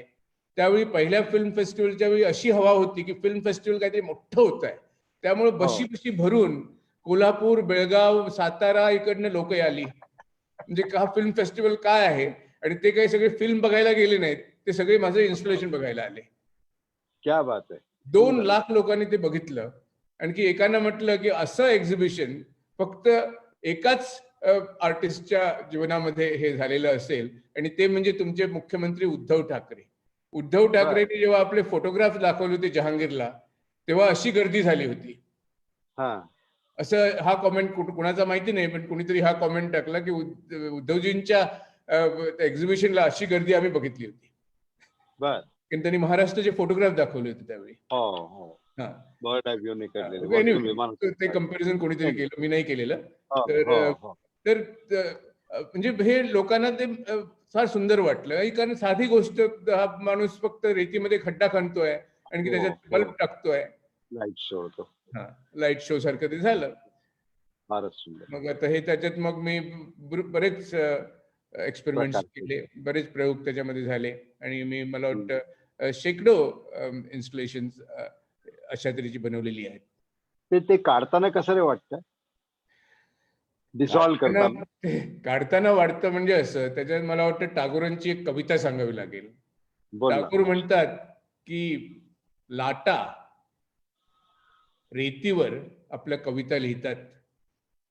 तुम्ही समुद्रावर बसला की तुम्ही बघता की लाट येते, फुटते, आणखी मग तो जो फेस असतो तो रेतीवर पुढे पुढे जात राहतो आणि पुन्हा मागे जातो. दुसरी लाट येते पुन्हा आपली कविता लिहिते, पुन्हा मागे जाते, तिसरी लाट येते, पहिल्यांदा लिहिलेली कविता पुसून टाकते, पुन्हा मागे जाते. सो लाटा समुद्रावर कविता लिहितात, आणखी नॉट सॅटिस्फाईड, नाही आवडती कविता म्हणून त्या पुसून टाकतात. माझं क्या तसंच आहे. माझी जी इन्स्पिरेशन्स आहेत ती ह्या रेतीवर लिहिलेल्या माझ्या कविता आहेत, हम्म. त्या मी लाटेंसारख्या पुसून टाकतो. कधी कधी लाटेनच परमिशन देतो, तुम्ही टाका पुसून. हो, टकापासून बरोबर. त्यामुळं बेसिकली अटॅचमेंट जी आहे ती नसली पाहिजे. हा. हा प्रश्न आला म्हणून मी दुसरी एक टागोरांची कविता सांगतो. तर जरूर, लोक जरूर. विचारतात मला, आता हे तू सगळं टेम्पररी आहे, हा. तू जे करतो ही शिल्प ही सगळी क्षणभंगूर आहेत, हा. तेव्हा काय तू ती काय लक्षात राहतील का लोकांच्या, म्हणजे विल पीपल रिमेंबर देम? तर त्याची एक कविता पहिल्यांदा इंग्रजीमध्ये सांगतो, नंतर मराठीमध्ये जरूर. भाषांतर करण्याचा प्रयत्न करतो. हम्म. When death knocks on my door and says your time has come, जेव्हा मृत्यू माझा दरवाजा ठोठावेल आणि सांगेल मला की आता तुझी वेळ आलेली आहे, तेव्हा मी मृत्यूला सांगेन, मी कधी वेळेमध्ये राहिलोच नाही. I have never lived in time, I have lived in now. मी फक्त प्रेमामध्ये जगलेलो आहे, मी वेळेमध्ये जगलेलो नाहीये, मी प्रेमामध्ये जगलेलो आहे. आणि जेव्हा मला वेळ तो मृत्यू विचारेल की तुझं हे जे काय करतोय ते will it be remembered forever, ते तर मी मृत्यूला सांगेल की मला माहिती नाही if it will be remembered forever or not, but when I created them, जेव्हा मी त्यांची निर्मिती केली त्यावेळी that time I felt eternity. So जी ही बनवण्याची जी प्रक्रिया आहे तीच प्रक्रिया मला निरंतराकडे घेऊन जाते. क्या बात आहे, सुंदर. पण या सगळ्या ह्यांनी तुला खूप प्रसिद्धी मिळाली मला वाटते, या इन्स्टॉलेशनने ना जास्त तू लोकांपर्यंत पोहोचलास. हा, कारण हे सगळं समुद्रावर केली, 2 लाख लोक येऊन बघतात. आणखी सगळ्यात जास्त मला लोकांपर्यंत पोहोचता आलं माझ्या म्युझियममुळे आणि दुसरं सोशल मीडियामुळे. हो, सोशल मीडिया ही अशी टूल आहे, आता किती लोक आपलं ऐकतात माहिती नाही, पण कधी कधी 1,500-2,000 लाईव्ह आहेत आता बघायला. अरे वा, अरे वा. सो पेक्षाही जास्त आहेत. हा, हे असं वाढत जातं हे नंतर, जवळजवळ 10-1 हजारापर्यंत तरी किमान जातं. तेव्हा आता असं झालेलं आहे की मी माझे व्हिडिओ जे टाकतो माझ्या इंस्टाग्रामवर, आता रील बनवतो, ते रील वगैरे सगळं बनायला माझ्या मुलाने शिकवलं मला, कारण तो सोशल मीडिया इन्फ्लुएन्सर आहे, सिद्धार्थ केरकर. त्यांनी मला हे रील्स वगैरे बनवायला शिकवलं आणि आता मी बनवलेली रील कधी कधी एका दिवसामध्ये 2 लाख लोक बघतात. अरे ते त्या दिवशी त्या ह्याचं छान होतं, ते गोळे तू केलेले. हा, ते गोळे होतं. मग ते आणखी लाखो लोकांकडे ते पोहोचतं. तेव्हा कुठल्याही गॅलरीमध्ये काम दाखवून लाखो लोकांकडे पोहोचणं शक्य नाहीये. सोशल मीडिया ते काम करतं. आणि मला वाटतं हे सोशल मीडियाचं आर्टिस्ट लोकांना मोठं योगदान आहे. मोठं योगदान आहे, बरोबर. आणि आता आपण 1,500 लोकांपर्यंत, 1,500 लोकांपर्यंत कुठल्या हॉलमध्ये 1,500 लोक आले नसते. नाही ना, खरंय खरंय. तेव्हा सोशल मीडियाचा योग्य वापर करू शकतो आपण. स्पीड पण नाही जास्त, 1751 असं आहे फिगर, वाढते सतत. Very nice. Very nice. या. आणि आता मला आठवतं तुला त्यावेळी कुमार केतकरेंनी तुझ्यावर लिहिलं होतं, आठवतं मला, लोकसत्तेमध्ये ना. मला अजून ती सुपर लिहिलं होतं त्याने, आणि दॅट वॉज अ फॅसिनेटिंग होतं ते सगळं आर्टिकल. मी बघितल्यानंतर माझी केतकरांची भेट झाली. ते म्हणले, मला आठवतं तुझ्याकडूनच फोन केला होता त्यांनी एकदा, आणि आपण मग गप्पा मारत बसलो होतो फोनवर. नाही, केतकर इन्स्टॉलेशन मुळेच माझे मित्र झाले. आणि त्यांनी जे शीर्षक दिलं होतं ते मला अजूनही आठवतं. आता 20-25 वर्ष झाली असतील. त्यांनी ही सगळी चित्र बघितली आणि त्यांनी लिहिलं की अध्यात्माचा सामुद्रिक आविष्कार. राईट. अध्यात्माचा सामुद्रिक आविष्कार. मला वाटतं माझ्या कामाला दिलेलं हे सगळ्यात चांगलं शीर्षक आहे. मोठी दाद आहे, खरं. कारण मला वाटतं की हे जे काम मी करतो ती एक आध्यात्मिक जर्नी आहे, आध्यात्मिक प्रवास आहे. कारण कलेमध्ये अध्यात्माला म्हणजे अद्वैताला आणि परमेश्वराला म्हणजे शिवण्याची शक्ती कलेमध्ये आहे. You can touch the divine. कारण ती शक्ती कलेमध्ये आहे. तेव्हा अध्यात्माचा सामुद्रिक आविष्कार हे मला शीर्षक फार आवडलं होतं त्यांचं, कुमार केतकरांचं. फारच सुंदर, फारच सुंदर. हम्म. तर आणखी अशा आठवणी सांग ना काही तुला अशा या सगळ्या स्कल्पचरच्या संदर्भात तू जे केलंच इन्स्टॉलेशन त्या संदर्भात ते काही आठवणी ऐकायला आवडतील हा, इंटरेस्टिंग. आठवणी म्हणजे पुष्कळ आहेत असे, त्या ओघामध्येच सांगत जातो. कारण आता मी आता वळणार आहे मी माझ्या शिंपले लावून मी ते तर फारच सुरेख. हो, तेव्हा सुपर. शिंपले लावून जी मी कामं करतो ती पहिल्यांदा मी रस्त्याच्या बाजूला बसून वॉटर कलर करायचो, तेव्हा पेशंट म्हणायचे की डॉक्टर सुटलाय, काय तो काय करतो माहिती नाही. त्यानी नंतर मी समुद्रावर जाऊन शिंपले पेरायला लागलो. आता शिंपले पेरणं म्हणजे, आणि ते पण ऍडल्ट माणसानं, म्हणजे माझ्या वयाचा माणूस जाऊन तिकडे शिंपले पेरतोय, म्हणजे माझ्या सगळ्या पेशंटना वाटलं की आता या डॉक्टरला वेळ लागलो तरी मेंटल हॉस्पिटलमध्ये घालण्याची गरज आहे. कारण आयडिया की एखाद्या ऍडल्ट हे पेरू शकतो, त्यामुळे मी फक्त एक फोन घेतो, आणखी फक्त सांगतो, कारण महत्वाचा होता. Excuse me, I am on a webinar, so I will call you back. Okay, thank you. I'm on a webinar, so I'll call you back. Sorry. Yeah, sorry, it was an important call soon. तर मग मी शिंपले पेरणं सुरू केलं. आता शिंपले पेरणं सुरू केलं त्याची फार सुंदर गोष्ट आहे. त्यावेळी मी शिनाने म्हणून मिळतात गोव्याला. शिनाने म्हणजे त्याला मसल शेल्स म्हणतो आपण. तर मी काही एक पिशवीमध्ये मसल शेल्स घेऊन, म्हणजे घरी मसल शेल्स आणले होते, आणि ते चांगले एका बाजूला हिरवे असतात आणि दुसऱ्या बाजूला सिल्वरी असतात. त्या मालवणी तुम्ही काय म्हणतात मराठीमध्ये? शिनाण्या म्हणतात, काय म्हणतात? नाही, त्याला काय शिवल्या म्हणतात, त्याला वेगवेगळे आहेत त्याच्यात नाव, मला अशी नीट माहिती. Muscle shells. त्या मसल शेल्स घेऊन मी समुद्रकिनारी गेलो एक दिवस. पावसाळी दिवस होते, आणखी तो समुद्र एकदम रफ होता, मोठ्या मोठ्या लाटा, एकदम काळं किट्ट आकाश, त्याच्यात पण होती. म्हणजे it was a mega drama of nature. Mega drama म्हणजे it was a very powerful landscape. आणि मी माझ्या पिशवीमध्ये शिंपले काही घेऊन समुद्रकिनारी गेलो आणि मी ते शिंपले पेरायला लागलो. तो फोटो आहे की नाही माहिती नाही, बघतो. नाही, तो फोटो नाही आहे, तो फोटो नाही आहे. तर ते शिंपले मी पेरले, एका रेषेमध्ये समुद्रकिनारी पेरले. आणि मी तुम्हाला सांगतो की त्या सगळ्या त्या मेगा ड्रामामध्ये इतकं ते वादळ, आणखी त्या वारा आणि वीज चमकते, त्याच्यामध्ये मी जेव्हा त्या लँडस्केप मध्ये तिकडे when I started looking at the landscape, I could only see the शिंपले. कारण तो जो बॅकड्रॉप होता, ढग, काळे ढग आणि समुद्र आणि वारा आहे, ते सगळं माझ्या शिंपल्यांसाठी एक बॅकड्रॉप झाला. आणि मेन ऍक्टिंग शिंपल्याने केली. So everything else became a backdrop for the performance of my शिंपले. आणखी नंतर मी ही गोष्ट सांगत होतो कुणाला तरी, एक मराठी लेखक, त्यांचं नाव आता विसरलो मी, डोंबिवलीला राहायचे.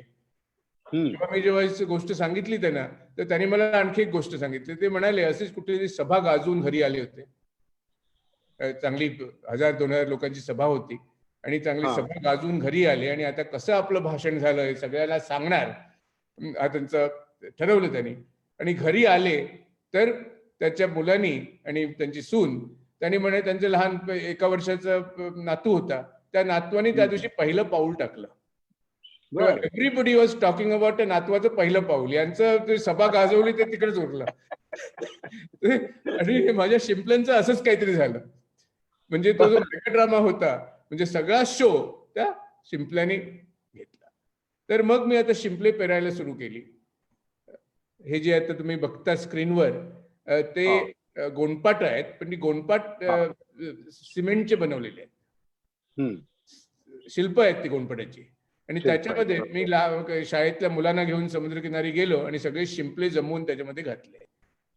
आणि मग शिंपल्यांचा प्रवास सुरू झाला. शिंपले कला म्हणा, तुम्ही काही म्हणा त्याला, तर तो प्रवास सुरू झाला. आणखी पहिलं एक जे शिल्प बनवलं ते हे बनवलं. आता याच्या सगळ्या कामामध्ये एक कल्पना असते. तर मी शिंपले कशासाठी पेरतो?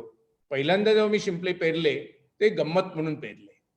मग विचार करायला सुरुवात केली आणि मग त्याच्यात पुष्कळ गोष्टी आल्या. आता हे जे काम आहे ते याच समुद्र किनाऱ्यावरचे शिंपले जमवून पहिल्या दिवशी जमवून ठेवले आणि दुसऱ्या दिवशी सकाळी म्हणजे जेव्हा लो टाईड असते म्हणजे सुकती असते, सुकतीच्या वेळी समुद्र किनारी गेलो सकाळी 5 वाजता. ते सर्कल काढलं आणि तिकडे ते शिंपले लावले आणि शिंपले म्हणजे कदाचित चंद्र. मी शिंपल्यांचा चंद्र बनवला आणि सुकती भरती ही चंद्रामुळे येते. तर हा आणि मी जो समुद्र किनारा निवडला त्याला गोवा वेल्ला म्हणतात. म्हणजे गोव्याचा जो एअरपोर्ट आहे त्याच्या जवळपास आहे तो. आणि या समुद्र किनाऱ्याची खासियत अशी आहे की मला वाटतं 1340 साली की 1440 साली मला वाटलं कुठली तरी सुनामी आली असेल आणि हा जो किनारा आहे त्यावेळी तिकडं मोठं बंदर होतं. त्या बंदरांचे दगड अजूनही तिकडे दिसणार, दाखवतो तुम्हाला. आणि त्या सुनामीमुळं ते बंदर पूर्ण पुरलं गेलं. आणि आता जेव्हा सुकती येते तेव्हा तुम्ही समुद्रामध्ये 1 किलोमीटर चालू शकता. आता तुम्ही बघता ना इकडे 1 किलोमीटर चालू शकता आतमध्ये. आणि जेव्हा भरती येते ती इतकी सावकाश येते ती शिंपल्याला सुद्धा दुखवत नाही. इतकी सावकाश ती सुकती येते, भरती येते. आता ही सुकती झाली आणि सुकतीच्या वेळी मी माझा शिंपल्यांचा चंद्र बनवला आणि भरतीची वाट बघत बसलो. भरती यायला 6 तास लागतात. तेव्हा भरती आली आणि त्या भरतीनं माझ्या चंद्राला बुडवलं. म्हणजे तो चंद्र भरती सुकती निर्माण करतो त्या चंद्रालाच भरतीनं बुडवून टाकला, अशी कल्पना आहे. आणि तुम्ही जर आता बघितलं तर ती जी शिंपले आहेत ते हललेले नाही आहेत. इतकी हळुवार येते म्हणजे ते ओनली क्रॉल्स भरती. त्याचं कारण ते एकदम फ्लॅट आहे आणि ते दगड जे मागे तुम्हाला दिसतात ते त्या बंदराचे दगड आहे आणि या बंदराचं नाव होतं गोपकपट्टणम.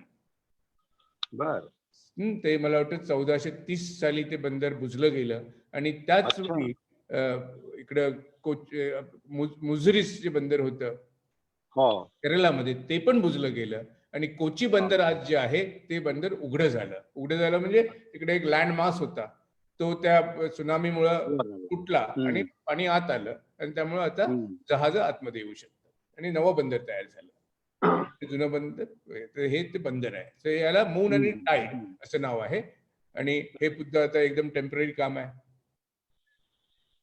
आता हे दुसरे ज्याला आपण शिनाने म्हणतो मसल शेल्स ते मी सगळीकडे लावलेले आहेत. हे दुबईला लावलेले आहेत. मी सगळ्या जगामध्ये आता माझ्या लोकांना वाटायचं हा शिनाने शिंपले लावतो, आता शिंपले लावून हा आर्टिस्ट कसा जगणार आहे, शिंपले लावायला कोण पैसे देणार याला. आता फोटोग्राफ्स काहीतरी विकतील कदाचित, पण मग मी हे जे इन्स्टॉलेशन आहे ते कोरियामध्ये बुसान बिएनाले नावाचं मोठं बिएनाले होतं, जगप्रसिद्ध बिएनाले आहे, तिकडे मी ही एंट्री पाठवली. मी अजून सुद्धा म्हणजे यंग आर्टिस्ट जे आहे त्यांना मला सांगायचं आहे मी आता 61 वर्षाचा आहे पण अजून सुद्धा मी एंट्री पाठवतो. आता ती माझी सेक्रेटरी करते. आता मी काही स्वतः नाही लिहित पण मी एंट्री पाठवतो. तेव्हा ही एंट्री जर काम चांगलं असेल तर सगळीकडे पाठवणं महत्वाचं आहे. म्हणजे तुम्ही तिकडे बसून कोणतरी माझ्या घरी येणार आणि दरवाजा ठोठवणार आणि सांगणार सर तू येऊन हे काम कर, त्याच्यात माझा विश्वास नाही. तुम्ही पण you have to be proactive. आणि स्पेशली यंगर लोक जे आहेत, यंग आर्टिस्ट आहेत, त्यांनी प्रोएक्टिव्ह असलं पाहिजे. सगळं जगामध्ये काय काय चाललंय, कुठली बिएनाले चालली आहेत, तिकडे कुठे ऍप्लिकेशन एक्सेप्ट करतात का. तेव्हा मी माझा ऍप्लिकेशन बुसान बिएनालेला पाठवला शिंपल्यांच्या कामाचा. त्यांना तो आवडला आणि they paid me some 7-8 lakh rupees for doing the installation. तेव्हा शिंपले लावून सुद्धा तुम्हाला उदरनिर्वाह करता येतो, फक्त ते शिंपले चांगले लावता आले पाहिजे. बरोबर. आणि त्याच्यामध्ये कल्पना पाहिजे. कारण हे जेव्हा शिंपले मी लावतो तेव्हा कल्पना काय असते, तर याची कल्पना अशी आहे की मी शिंपले लावून समुद्र तयार करतो. कारण हे समुद्राचे पॅटर्न्स आहेत जे निर्माण केलेले आहेत ते हे मी लावले हे इकडे डेन्मार्क मध्ये लावलेले आहे, दुबईमध्ये आहे. ते समुद्राचे पॅटर्न तयार करतो. आता त्याच्यामध्ये माझी इन्स्पिरेशन, माझी प्रेरणा हा समुद्र आहे. माझा विषय सुद्धा समुद्र आहे. माझा जो मीडियम आहे, माध्यम आहे, तो सुद्धा मला समुद्रानंच दिलेला आहे. आणि माझा कॅनव्हास सुद्धा समुद्रच आहे, समुद्र किनारीच केलेला आहे. तेव्हा माझी प्रेरणा, माझा विषय, माझा माध्यम आणि माझा कॅनव्हास हे एकच आहे. हम्म. आणि ही या कामामधली कल्पना आहे. हे मी आता डेन्मार्कमध्ये लावलं. डेन्मार्कमध्ये फार किती वेळ आहे आपल्याला? नाही, आपल्याकडे भरपूर वेळ आहे. आणि आता मी आणखी एक 15 मिनिटांनी संपूया ना? बस हरकत नाही, काही हरकत नाही. हो. हं. लोक खूप वाढतायत आता, 2,500 गेले जवळजवळ. ठीक आहे, पण आता बघूया आता आपल्याला एक लिमिट असतात. बरोबर, अगदी याची अगदी. गंमत सांगतो. हा. हा जो फोटो आहे हा डेन्मार्क मधल्या आरुस नावाच्या शहरामध्ये काढलेला आहे. हम्म. आणि ज्यावेळी मी हा फोटो घेतला त्यावेळी रात्रीचे 2 वाजले होते. अच्छा. अजून सुद्धा सूर्यप्रकाश आहे, कारण डेन्मार्क एकदम नॉर्थला असल्यामुळे, उत्तरेला असल्यामुळं हो. तिकडं म्हणजे आपल्या उन्हाळ्यामध्ये सूर्यप्रकाश रात्री जवळजवळ रात्रभर असतो. हो. हा, रात्र होतच नाही. हम्म. आणि उन्हाळ्यामध्ये जवळजवळ रात्रच असते. आपल्या अच्छा. विंटर्स मध्ये जवळ रात्रच असते. उन्हाळ्यामध्ये रात्री 2 वाजताचा हा फोटो आहे. आणखी बर. तिकडं मी असं केलं की मी गोव्याहून काही शिंपले तिकडे घेऊन गेलो. इकडच्या शिणाण्या त्या हिरव्या रंगाच्या हम्म. आणि तिकडच्या ज्या शिणाण्या आहेत त्या निळ्या रंगाच्या होत्या. निळ्या, ब्लॅक ब्लूइश अशा. तेव्हा ते दोन्ही वापरून मी हे शिल्प बनवलं. अच्छा. पण तेव्हा ती गंमत अशी झाली की ज्यावेळी मी तिकडे गेलो त्यांना मी सांगितलं होतं मला अशा शिणाण्या पाहिजेत, तर तुम्ही आणून ठेवा. मी इकडनं काहीतरी 100 किलो शिंपले पाठवले होते ट्रान्सपोर्टनी. आणि म्हणजे त्यांनी त्याच्यासाठी खर्च सगळा त्यांनी केला, पण मी 100-1 किलो इकडनं पाठवले. आणि त्यांनी काहीतरी तिकडे 500-600 किलो 1 टन शिंपले गोळा करून ठेवले. आणखी मी जेव्हा पोहोचलो तिकडं तेव्हा मला घेऊन गेले. ती शिंपल्यांचा मोठा ढीग होता आणि म्हणलं हे तुझे शिंपले, कर तुझं काम. आता इकडे आपल्याकडे मदतीला पुष्कळ असतात, आपण लेबर हायर करू शकतो. आता तिकडे हे शिंपले साफ कर, कारण शिंपले साफ करावे लागतात. आणि त्याच्यासाठी मला म्हटलं मला टप पाहिजेत, मला तेव्हा टप वगैरे सगळे त्यांनी आणून दिले. मी ते शिंपले पाण्यामध्ये घातले आणि पाण्यामध्ये हात घातला तर पाण्याचं टेम्परेचर 0 डिग्रीज. हात एकदम फ्रोझन. म्हणजे कसे साफ करणार?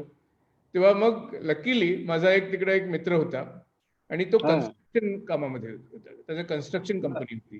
तर तो म्हणाला काही हरकत नाही, मी करतो ते साफ, मी तुला करून देतो. तर तो आपला ट्रक घेऊन आला.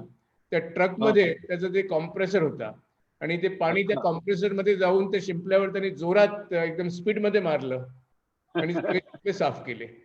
आणि टेम्परेचर तिकडे -2 -3 डिग्रीज होता. आणि हा उन्हाळा तिकडचा. इतकं थंड होतं. आणखी मग ज्यावेळी ऊन यायचं तेव्हा ते ऊन आल्यावर एकदम बरं वाटायचं. तेव्हा मला कळलं की इकडे येऊन सगळे कलांगूटच्या किनाऱ्यामध्ये जे सगळे हिप्पी आहेत ते कशाला उघडे बंब राहून तिकडे झोपतात. आणि त्यांना ते ऊन अंगावर घ्यायला इतकं आवडतं, इतकी थंडी असल्यामुळं. तेव्हा ते हे ऊन म्हणजे त्यांचं एकदम चैन होते. तर हे झालं डेन्मार्कचं काम. त्याच्यात आणखी बऱ्याच गमती झाल्या, कारण एवढं मोठं सगळं करायला मी एकटा कसं करणार, आणि तिकडे काही हेल्प नव्हती. तेव्हा सोशल मीडियावर मी अनाउन्समेंट केली. अच्छा. आणि कित्येक लोक आले मदतीला. हो. तर हे शिंपल्यांचं काम हे तेच आहेत. हे जे काही हे शिंपले इकडचे आहेत, बाकीचे शिंपले डेन्मार्क मधले आहेत. कुठल्या देशात तू एक्झिबिट केलंस असं जाऊन इन्स्टॉलेशन? मी भारतामध्ये, मग जर्मनीमध्ये, हॉलंडमध्ये, कोरियामध्ये, आपल्या डेन्मार्कमध्ये, नॉर्वेमध्ये, इंग्लंडमध्ये, फ्रान्समध्ये, मग दुबई वगैरे तिकडे या देशामध्ये केलेलं आहे. आणि बऱ्याच सगळ्या देशामध्ये मी बहुतेक बऱ्याच देशामध्ये हिंडलो आहे सगळीकडे. मला प्रवास करायला फार आवडतं, पण शेवटी राहायला गोव्यालाच आलं पाहिजे, कारण मला कुठेही सेटल होणं हॅव टू, कारण जो इकडच्या मातीचा वास आहे तो महत्वाचा आहे. मी असं सेंटिमेंट्स म्हणा, कारण इकडच्या मातीचा वास. मी नॅशनलिस्ट वगैरे नाहीये. नॅशनलिस्ट म्हणजे स्वतःच्या देशावर प्रेम केलं पाहिजे, पण माझी आयडिया ही मोर इंटरनॅशनलिस्ट आहे. मी जगाचा सिटीजन आहे. कारण प्रत्येक आर्टिस्टनं जगाचं सिटीजन होणं महत्वाचं असतं, कारण art is a universal language of Mankind. क्या आणि बात. ते आपले सगळे, आता माझं एक नवं काम मी केलंय ते आता दाखवणार नाही, पण दाख- बॉर्डर्स हा? आणि नेशन्स, माझ्या अच्छा. इंस्टाग्रामवर बघू शकतात. इंस्टाग्राम मध्ये बॉर्डर्स आणि नेशन्स एक काम मी हा, त्याच्याबद्दल बोललो पण आहे. कारण हा. ही जी कल्पना, देश ही जी कल्पना आहे, म्हणजे मानवजात ही 3 लाख, म्हणजे सध्याचे जे मॉडर्न ह्युमन बिंग्स हे 3 लाख वर्ष पृथ्वीवर राहतात, आणि बाकीची जी मानवजात आहे 3 मिलियन इयर्स, हो. आणि एरवी 3 लाख वर्ष फक्त होमोसेपियन्स इकडे राहतात. आणि देश ही कल्पना फक्त 200-300 वर्ष जुनी आहे. देश ही कल्पना एकदम यंग आहे, आणि कुठलीही हम्म. बॉर्डर ही एक हिंड्रन्स असते, एक हम्म. इल्युजन. फक्त बॉर्डर्स म्हटल्यावर मला बार्ब वायर आठवतात. तेव्हा ते बार्ब वायर वापरून मी एक शिल्प बनवलेलं आहे, पण त्याच्याबद्दल मला वा. इंस्टाग्रामवर जाऊन लोक बघू शकतील. हा, हा. तो हे आता जेव्हा मी ही शिल्प बनवतो तेव्हा आता हिस्ट्री कशी आली याच्यात, कारण समुद्र is a medium of intercontinental cultural diffusions. समुद्रातनं कित्येक लोक या किनाऱ्यावरनं त्या किनाऱ्यावर गेले, हम्म. कित्येक वस्तू गेल्या, कित्येक कल्पना गेल्या, धर्म गेले. धर्म तिकडनं इंडोनेशियामध्ये गेले, आणखी कुठं गेले. हिंदू धर्माचे म्हणजे मोठी मोठी जी देवळं आहेत तिकडची, ती फार म्हणजे सुंदर देवळं आहेत. हिंदू धर्म तिकडे गेला, मुस्लिम धर्म इकडे आला, ख्रिश्चन धर्म इकडे आला. ख्रिश्चन धर्म भारतामध्ये युरोपमध्ये जाण्यापूर्वी आला. म्हणजे पोर्तुगालमध्ये जेव्हा ख्रिश्चन धर्म पोहोचला नव्हता, त्याच्यापूर्वी म्हणजे भारतामध्ये 50 AD ला पोहोचला होता. सेंट थॉमस केरळला आला होता. हो. तेव्हा ही देवाणघेवाण समुद्रातनं झाली, आणि समुद्र is a kind of a medium of culture, medium of exchange of culture. आणि त्यामुळे या शिनाण्यामध्ये मी हा क्रॉस बनवलेला आहे. मिरची तिकडनं आली, हा. ब्राझीलमधनं आली. म्हणजे आपल्या देशामधली जी विविधता आहे, अनेकता आहे, ही फार महत्वाची आहे, आणि ती समजून घेणं महत्वाचं आहे, आणि एस्पेशली आजच्या काळामध्ये. आणि कलेचं काम ही विविधता दाखवणे सुद्धा आहे. म्हणजे कला ही फक्त it is not for the decoration of the walls and the halls. आपले भिंती आणखी हॉल डेकोरेट करण्याचे करणं हे कलेचं, that is not the intention, objective of art. कलेचं ऑब्जेक्टिव्ह आहे की तुमच्या आत्म्याला तुम्ही सुंदर बनवा. आणि त्यामुळं मी फार पॉलिटिकल आर्टिस्ट आहे. Artist has to be political. तुम्ही जेव्हा बाहेर जे काही चाललं आहे त्याचे प्रतिसाद तुमच्या कलेमध्ये आले पाहिजेत. ते वेगवेगळ्या तऱ्हेने येतील, वेगवेगळ्या आर्टिस्टच्या कलेमध्ये वेगवेगळ्या तऱ्हेने येतील. Wien you inhale political air, आपली सगळी वातावरण पॉलिटिकल असतं, तेव्हा पॉलिटिकल एअर हवा तुम्ही जेव्हा फुफ्फुसामध्ये घेतात, तेव्हा you have to exhale political art. And artist has to respond to what is happening around, otherwise it cannot be. Yes, तू अतिशय बंडखोर आहेस, आणि तू बरेच वाद पण काढलेले आहेस गोव्यामध्ये मला. हो. आणि आत्ताची जी सिच्युएशन आहे आपली, त्याच्याबद्दल तुझं काय म्हणणं आहे? मला ऐकायला आवडेल तुझ्याकडून. तू असं ज्यावेळी स्टेटमेंट करतोस वाटतं ऍज अन आर्टिस्ट, ऑलरेडी मी तुम्हाला सांगितलं. थांबा, हे मी पुढचं काय, ओके, हे नंतर बोलूया आपण. तुम्ही जो प्रश्न विचारला की आजची सिच्युएशन बद्दल मला काय वाटतं, परवा मला आपल्या संस्कृतीबद्दल बोलायला सांगितलं. अहमदाबादमध्ये मायका नावाची संस्था आहे, आणि त्यांनी मला सांगितलं की तू कल्चरवर बोल. अच्छा. आणखी तो जो अँकर होता तो म्हणाला की we are at the cross roads of cultures. मी त्याला सांगितलं की we are not at cross roads of cultures वगैरे. We are standing outside. एका प्लास्टिक सर्जनच्या ऑपरेशन थिएटरच्या बाहेर आम्ही उभे आहोत सगळे. Not at a cross road. Plastic सर्जनच्या ऑपरेशन थिएटरच्या बाहेर आम्ही उभे आहोत, आणि तो प्लास्टिक सर्जन आपली जी संस्कृती आहे ती डिफेस करतोय. त्याला प्लास्टिक सर्जरी करून त्याला नवं रूप देतोय. भारताची जी संस्कृती आहे ती विविधतेने भरलेली आहे. It's a culture which is कितीतरी देशातनं कल्पना आल्या, कितीतरी गोष्टी इकडे झाल्या, आणि आपलं कल्चर उभं झालं. आणि ती जी विविधता आहे ती महत्वाची आहे, प्लुरॅलिटी जी आहे ती महत्वाची आहे. आणि कलेचं काम असं आहे की कलेचं काम ती विविधता दाखवणं हे सुद्धा आहे. आणि मी एक साध्या एका प्रोजेक्ट मधनं मी ती विविधता दाखवतोय, आणि ते आहे आपलं खानपान, आपलं जेवण. लोक म्हणतात आपलं कल्चर प्युअर आहे, हिंदू कल्चर प्युअर आहे, ते आपण ठेवलं पाहिजे. आता प्युअर कल्चर ही कल्पना मूर्खपणाची आहे. प्युअर कल्चर आणि म्हणजे याचा अर्थ असा की स्विमिंग पूलमध्ये नो पिईंग एरिया, स्विमिंग पूलमध्ये नो पिईंग एरिया असू शकते का? तेव्हा कुठल्याही देशाची संस्कृती ही प्युअर नसते. संस्कृती ही सगळ्या मिश्रणातनं संस्कृती बनते आणि त्याचं उत्तम उदाहरण भारतामध्ये घ्यायचं झालं तर ते आपलं जेवण आहे. आपण जे आता जेवण खातो त्याच्यावर पोर्तुगीजांचा मोठा प्रभाव आहे, मुघलांचा मोठा प्रभाव आहे. आणखी मी माझ्या म्युझियम मध्ये एक दालन फक्त या विषयावर केलेलं आहे. आणि ज्यांना ऐकायचं असेल, माझं एक भाषण युट्यूबवर आहे, त्याचं भाषणाचं नाव आहे फूड अगेन्स्ट फॅनॅटिसिझम. वाद्या विरुद्ध जर एक हत्यार आहे ते जेवण हे आहे. तुम्ही मला सांगा, आपण मिरची खातो, ही मिरची ब्राझीलमधनं गोव्याला आली आणि गोव्यामधनं सगळ्या भारतामध्ये गेली. शेंगदाणे, अननस, बटाटे, टोमॅटो या सगळ्या गोष्टी पोर्तुगीजांनी ब्राझीलमधनं आणल्या. आता ज्यांना आपलं कल्चर प्युअर मानायचं असेल त्यांनी एक गोष्ट करावी, त्यांनी पहिल्यांदा मिरची खाणं सोडून द्यावं, त्यांनी बटाटे खाणं सोडून द्यावं, टोमॅटो खाणं सोडून द्यावं आणि बिर्याणी खाणं सोडून द्यावं. कारण बिर्याणी जी कल्पना आहे ती मुघलांनी तिकडनं पुलाव आणला. पुलाव आणखी आपले मसाले यांचं लग्न झालं आणि या लग्नामधनं बिर्याणी जन्माला आली. तो जो पुलाव आहे तो पुलाव इटालीमध्ये गेला आणि तिकडे तो रिझोटो झाला, रिझोटो राईस. तो पुलाव स्पेनमध्ये गेला, अरबानीच नेला, मुघलांनी म्हणजे अरब, आणि तो तिकडं पाया राईस म्हणतात तिकडे स्पेनमध्ये.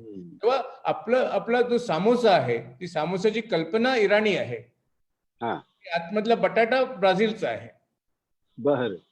आपला साबुदाणा वडा सोडून द्या, आपण सगळे उपवासाला साबुदाणा खिचडी खातो. साबुदाणा कशाचा निर्माण होत झाला, कशाचा बनवतात? तापियोका. हे तापियोका कुठून आलं? ते ब्राझील मधनं आलं. तेव्हा ब्राझील मधलं तापियोका आपण आपली उपवासाला खातो. आता प्युअर कल्चर कुठलं उरलं? तेव्हा हे प्युअर कल्चरची कल्पना जी आहे ती लोकांना मूर्ख बनवते आणि इतिहासाचा अभ्यास नसल्यामुळं लोक मूर्ख होत आहेत. त्यांना वाटतंय की नाही आपण हे आपलं प्युअर कल्चर, आपला हिंदू धर्म आणि हे सगळं ठेवलं पाहिजे. आपल्या वेगवेगळ्या आयडेंटिटीज असतात. आणि मी आता धर्म ही आपली एक आयडेंटिटी आहे. माझी आयडेंटिटी एक धर्म असू शकते, माझी आयडेंटिटी एक चित्रकार आहे, कलाकार आहे, ही माझी आयडेंटिटी आहे. एक बाप ही माझी आयडेंटिटी आहे, एक डॉक्टर ही माझी आयडेंटिटी आहे. आपण आपली धर्म या आयडेंटिटीला अवास्तव महत्व देतो. तेव्हा आपण त्याच्यामध्ये मी जात नाही. मी आता फक्त एवढंच सांगतो, तुम्ही मला माझी ओपिनियन विचारली तर मला वाटतं या देशाची आयडिया ऑफ इंडिया जी आहे, आयडिया ऑफ इंडिया ही सध्या धोक्यामध्ये आहे. आपलं प्लुरल कल्चर आहे आणि आपलं जेवण जे आहे ते त्याचं उत्तम उदाहरण आहे.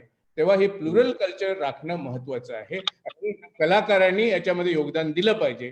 कारण artist are they are the sensors, receptors and transmitters of ideas in a society. Art is an expression of time. आजच्या जगामध्ये जे काय होत आहे त्याचं प्रतिबिंब हे कलेमधनं दिसलं पाहिजे, कलेमध्ये दिसलं पाहिजे. युद्ध होत आहे तेव्हा त्या आर्टिस्टनं स्टुडिओमध्ये बसून काही ते फुलांचं चित्र नाही काढणार, त्या युद्धावर कॉमेंट केलं पाहिजे. तेव्हा आज जे काय होत आहे त्याच्यावर आर्टिस्टनी कॉमेंट केलं पाहिजे. पुष्कळ आर्टिस्ट करतात आणि मी पण जरूर करतो. ही this is my opinion about. And hatred ही जी आज चाललेली आहे इज अ वर्स्ट. म्हणजे कोरोनापेक्षा हेट्रेड ही मोठी व्हायरस आहे आणि ही व्हायरस तुम्हाला पोखरून टाकते. जेव्हा तुम्ही द्वेष करता तेव्हा कोरोना काय थोडा 4 दिवस ताप येऊन लोक मरून जातील, पण जे द्वेष आहे ते तुम्हाला जीवनभर मारून टाकेल, जीवनभर मारून तुम्ही आनंदी होऊ शकणार नाही. तेव्हा हेट्रेड ही सगळ्यात वाईट व्हायरस आहे आणि ती मनातनं काढून टाकली पाहिजे. खूप छान, खूप छान, खूप मोठा सेगमेंट केलाय फारच सुरेश. ठीक आहे, तर आणि काही प्रश्न? आणि काही तुला आणखीन काही सांगायचं जरूर सांग. बोलतो 1.5 तास आणखी एक हे जे काम बघतो आपण ते काम जेवढं तयार केलंय तेवढं दाखव मग मी काही प्रश्न असतील तर विचारतो. 4 तासाचं प्रेझेंटेशन कारण मी काम पुष्कळ केलेलं आहे, त्यामुळे ते सगळं माझं सगळं काम व्यवस्थित ठेवलेलं असतं आणि मी बरोबर. असं दाखवू शकतो. म्हणजे हे आता आजच्याच भाषणासाठी तयार केलं नव्हतं. सुंदर आहे, सुंदर आहे. फारच सुंदर. तर आता हे जे तुम्ही बघता ते सी हॉर्स आहे. अच्छा. त्या मी म्हटलं की आर्टिस्ट हे प्रतिबिंब आहे आणि आर्टिस्ट लोकांनी पुढाकार घेतला पाहिजे नव्या कल्पना समाजामध्ये आणण्यासाठी. आणि त्या आर्टिस्ट लोकांनी बऱ्याच नव्या कल्पना, art is revolutionary, art is basically art रेव्होल्युशनला मदत करतं. आता LGBT कम्युनिटी जी आहे, आता हिजडे, आता बहुतेक लोकांची हिजड्याबद्दलची कल्पना काय असते की तू गाडी सिग्नलवर थांबली आणि कोणतरी काही मागायला आला हिजडा की ते खिडकी बंद करून जा रे म्हणून त्याला हाकलून लावणं. हो, हो. सो दॅट इज माझी सुद्धा हिजड्यापर्यंत तीच रिलेशनशिप होती. पण नंतर गोव्यामध्ये एक लहानशी संस्था आहे, अनाम प्रेम नावाची संस्था आहे आणि ती संस्था वर्षातनं एकदा आंधळे, लंगडे, पॅराप्लेजिक अशा लोकांना गोव्यामध्ये बोलवते आणि त्यांच्यासाठी एक 2-3 दिवस चांगली सुट्टी त्यांना मनवायला, त्यांची हॉटेलची अरेंजमेंट करायची, त्यांना समुद्रावर फिरवायचं, बोटीमध्ये फिरून आणायचं, हे काम ही संस्था करते. वर्षातनं एकदा एक 3 दिवस वगैरे करते आणि माझे मित्र त्या संस्थेमध्ये आहेत. आणि 3-4 वर्षापूर्वी त्यांनी 150 हिजड्यांना गोव्याला बोलवलं आणि त्यांना एक 3 दिवस चांगली सुट्टी दिली. त्याच्यामध्ये त्यांच्यामधले जे ऍक्टिव्हिस्ट होते ते आले आणि त्या कार्यक्रमामध्ये पहिल्यांदाच मी हिजड्यांशी, ट्रान्सजेंडर लोकांची, फेलो ह्युमन बीइंग्स म्हणून आणि आता कोणी लेस्बियन असतं, कोणी होमोसेक्सुअल असतं, हिजडे असतात, तेव्हा त्यांच्याबद्दल घृणा किंवा त्यांच्याबद्दल हे आर्टिस्टच्या मनात नसलं पाहिजे. Art should basically celebrate freedom. आणि मी ठरवलं की आता त्या हिजड्यांबरोबर मी एक काम तयार करणार, एक कलाकृती निर्माण करणार. तर ती कुठली कलाकृती करायची, तर मी त्यांना घेऊन, सगळ्या ट्रान्सजेंडर लोकांना घेऊन, 150 लोकांना घेऊन मी समुद्रकिनारी गेलो. आम्ही सगळ्यांनी मिळून शिंपले गोळा केले आणि हा सी हॉर्स बनवला. आता सी हॉर्स कशासाठी बनवला, तर सी हॉर्स जो आहे त्याला आपण समुद्रामधला हिजडा म्हणू शकतो. त्याचं कारण असं आहे की मेल सी हॉर्स जो असतो तो आपल्या पाऊच मधनं मुलाने जन्म देतो. तेव्हा सेक्शुअली एक थोडस वेगळेपण त्या सी हॉर्स मध्ये आहे आणि म्हणून मी ट्रान्सजेंडर लोकांबरोबर हे काम तयार केलं आणि त्यांना इतकी मजा आली आणि मला पण त्यांच्याबरोबर काम करायला इतकी मजा आली आणि मला बरं वाटलं की I am also talking to them as fellow human beings. आणि हे फोटो आहे आणि मग जवळजवळ 100-150 ट्रान्सजेंडर लोकांनी तिकडे नाच केला या स्कल्पचर. तेव्हा मी मानतो की आर्टिस्ट लोकांनी सुद्धा ही जी समाजामध्ये हे जे भेदभाव होतात ते बुजवण्याचा प्रयत्न आर्टिस्ट लोकांनी केला पाहिजे, ती त्यांची ड्युटी आहे.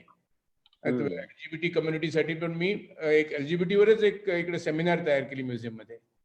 जेव्हा सेक्शन करण्यात आलं सुप्रीम कोर्टने, तेव्हा वी हॅड अ सेमिनार आणि मी LGBT लोकांबरोबर काम करून बरेच एक प्रदर्शन तयार केलं. सो ही जी हा जो ऍक्टिव्हिझम आहे, so I am an artist and an activist. Okay, खूप खूप छान सुबोध.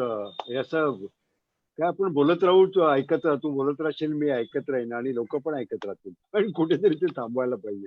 मला वाटतं 1.5-2 तास होत आले. हो. सो पुन्हा आता आपण भेटूया, कारण एका मीटिंग मध्ये होणार नाहीये सगळं. परत एकदा भेटू. मी जर काही गीताला विचारतो काही या संदर्भात आणि काही मग मी प्रश्न आले असतील तर ती घेईल. जरा 1-2 मिनिटं, फक्त 2 मिनिटं.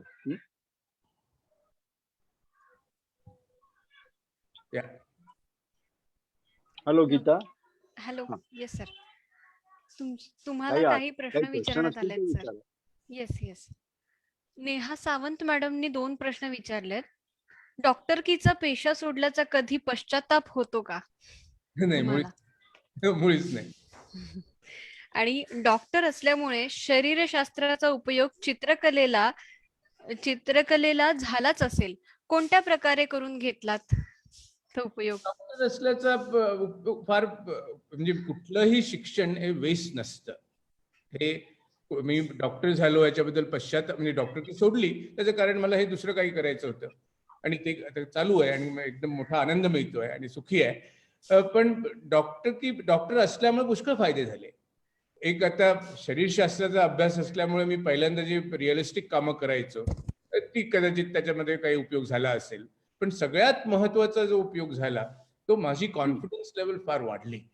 कारण ऍज अ डॉक्टर तुम्ही जन्म मृत्यू सगळं बघता.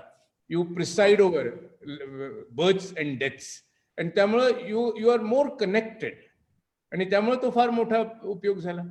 That was the most important thing and you sort of you have an empathy. म्हणजे पेशंट लोकांची म्हणजे कला is also an expression of empathy, the celebration of empathy. आणि अतुल मुळे सर विचारतायत की तुम्ही तुमच्या आर्टमध्ये चॉकलेटी कलर खूप वापरता, त्याचं कारण काय? लहानपणी चॉकलेट आवडायची. ही गोष्ट अशी आहे, आर्टिस्ट जो आहे म्हणजे पिकासोचं मोठं स्टेटमेंट आहे की every child is an artist. It is difficult to remain an artist. So any artist, मी म्हणेल की मी 61 वर्षाचा बालक आहे. So you have to keep the child alive. तुमच्यामधलं जो बाळ आहे, तुमच्यामधला जो the little boy has to be kept alive. तो जिवंत ठेवला पाहिजे. And that is the most important thing if you want to become an artist. Keep the child alive. True sir. खूप छान. वा. तुम्ही तरुणांसमोर आणि आपल्या कलाकारांसमोर एक मोठा आदर्श निर्माण केलात. आज बऱ्याच तरुणांना जे जबाबदारीमुळे आपल्या कला बाजूला ठेवतायत त्यांना सुद्धा एक आदर्श मिळतो की आपण आपल्या कलेला धरून सुद्धा चालू शकतो आणि खूप नावलौकिक करू शकतो. तर यावेळेस मला पुढच्या कार्यक्रमाची आठवण करून द्यावीशी वाटते. गोव्याचे चित्रकार सुहास शिळकर हे पुढल्या आठवड्यात आपल्या चिन्हच्या प्रश्नचिन्ह या मंचावरती येणार आहेत आणि सतीश नाईक सरांची गप्पा मारणार आहेत. तर बघायला विसरू नका पुढील कार्यक्रम. आणि उद्या मालवणी मॉलच्या आपल्या वय महाराजाच्या मंचावर श्यामकांत मोरे, ज्यांनी मालवणी कोश तयार केला, ते श्यामकांत मोरे येणार आहेत आणि आपल्याशी गप्पा मारणार आहेत. तर त्या कार्यक्रमाला सुद्धा तुमचा प्रतिसाद मिळावा ही विनंती. धन्यवाद. Thank you. Bye bye. Thank you Subodh. Bye. भेटू लवकरच पुन्हा.